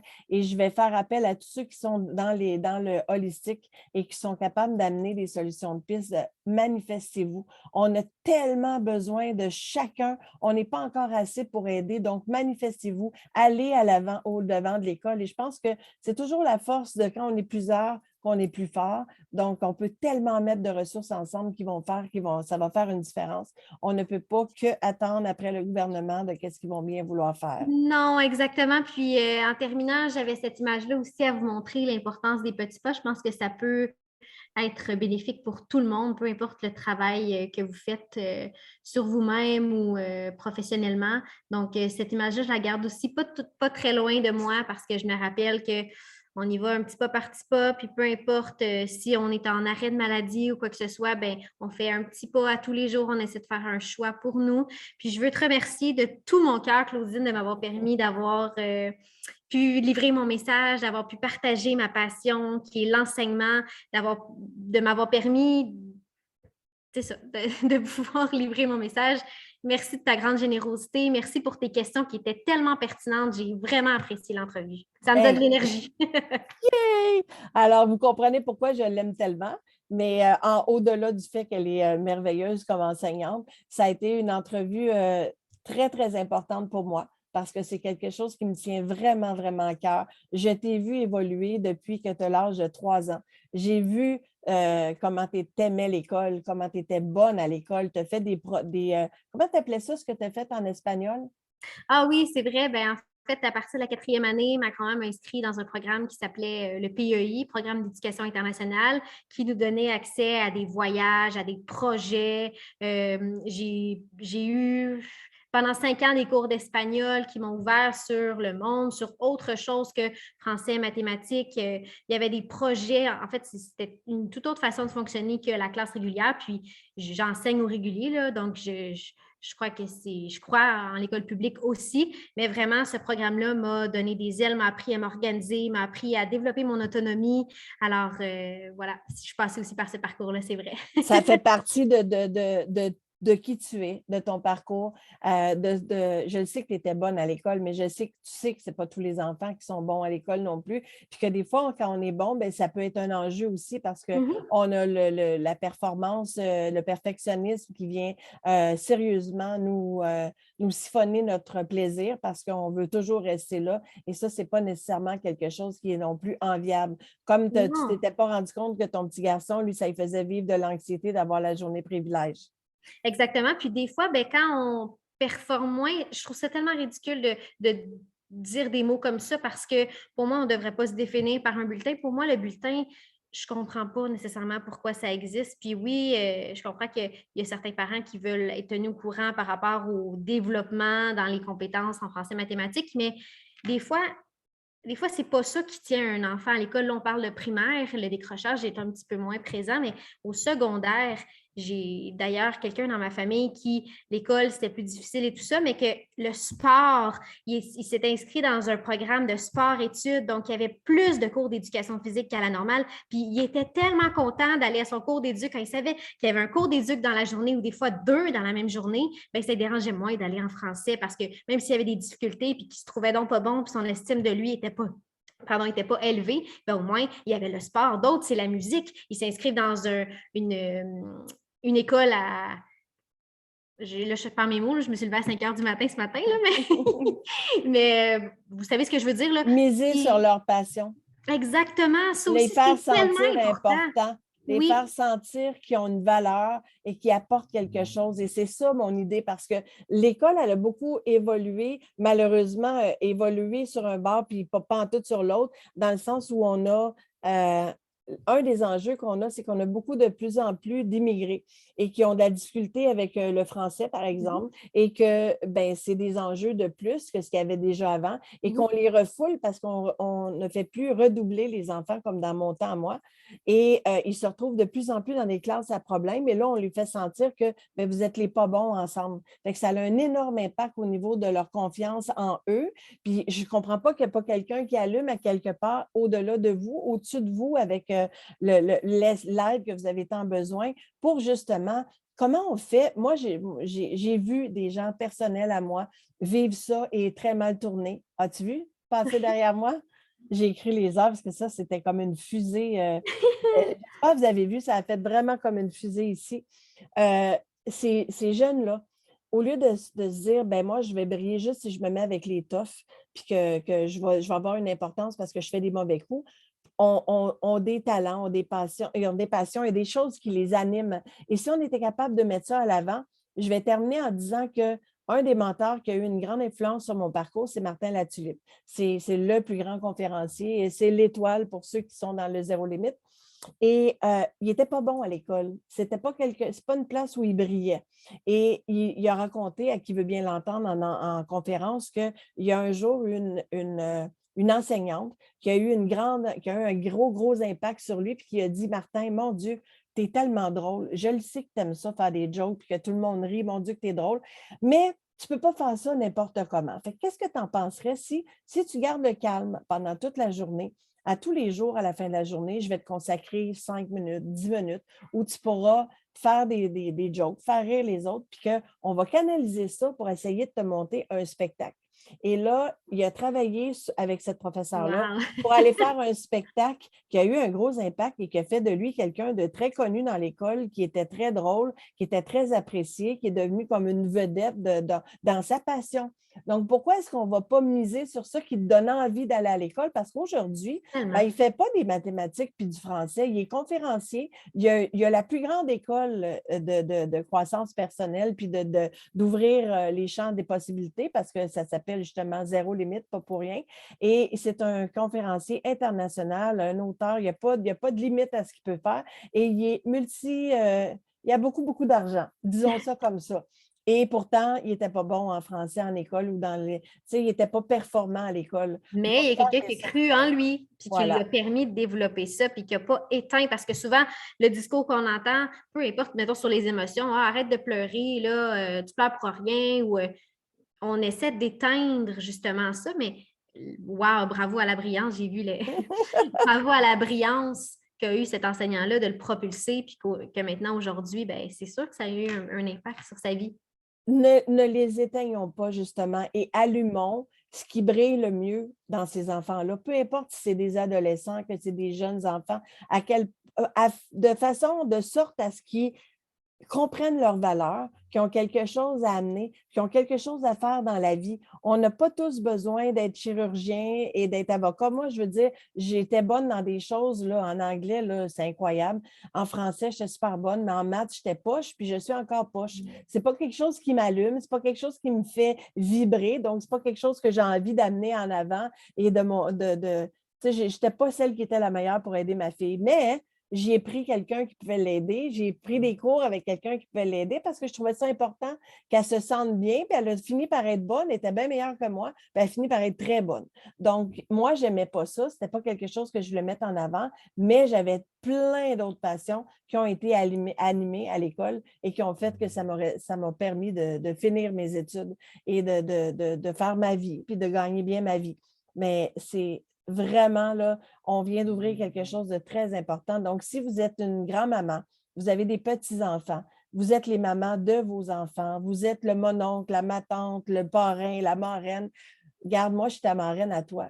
Puis j'espère que dans notre parcours ensemble, j'aurai laissé des petits enseignements, des petites pépites Oh mon d'or Dieu! qui t'auront permis de te rendre où tu es. Donc, pour moi, tu faisais partie, tu étais ma deuxième fille. Donc, j'avais envie de te donner ce que j'étais capable de te donner au meilleur de ma connaissance. Je n'ai pas tout fait correct.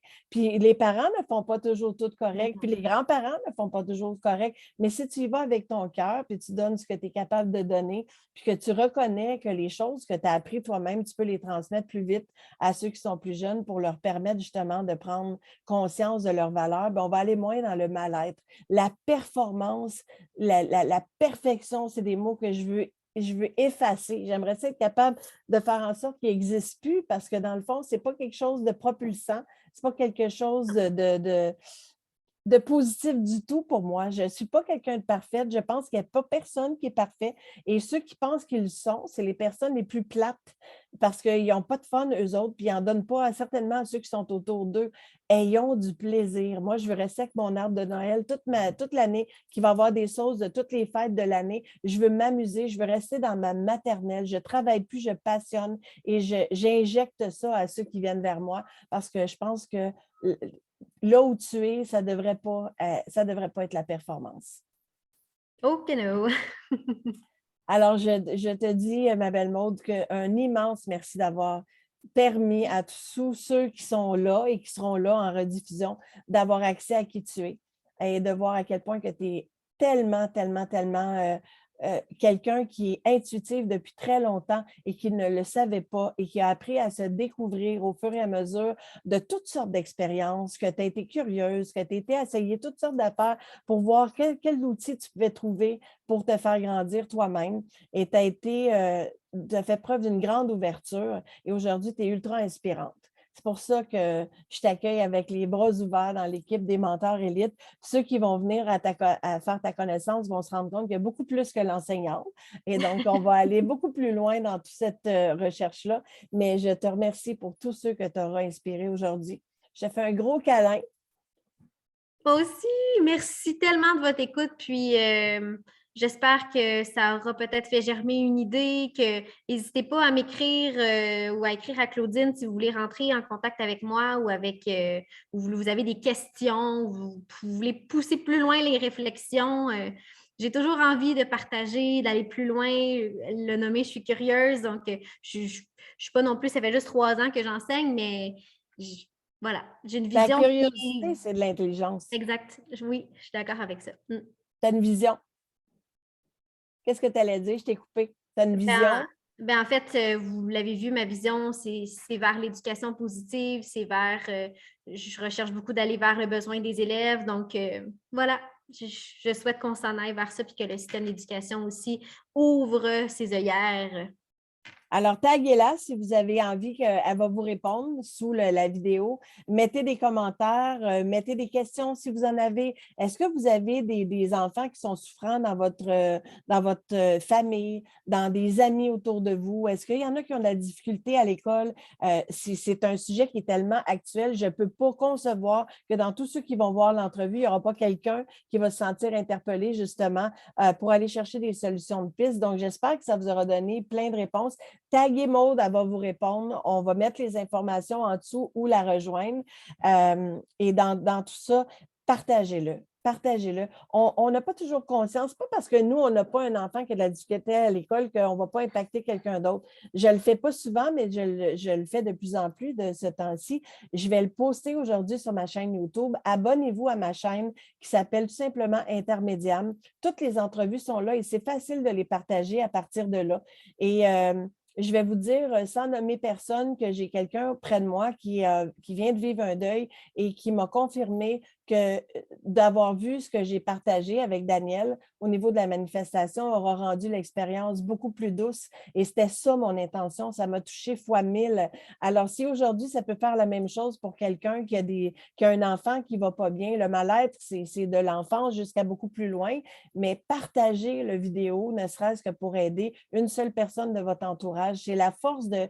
Moi, je fais ce que je fais aujourd'hui parce que j'espère arriver à toucher quelqu'un dans ce qu'on aura livré aujourd'hui. Donc, le partager, pour moi, ça fait du sens.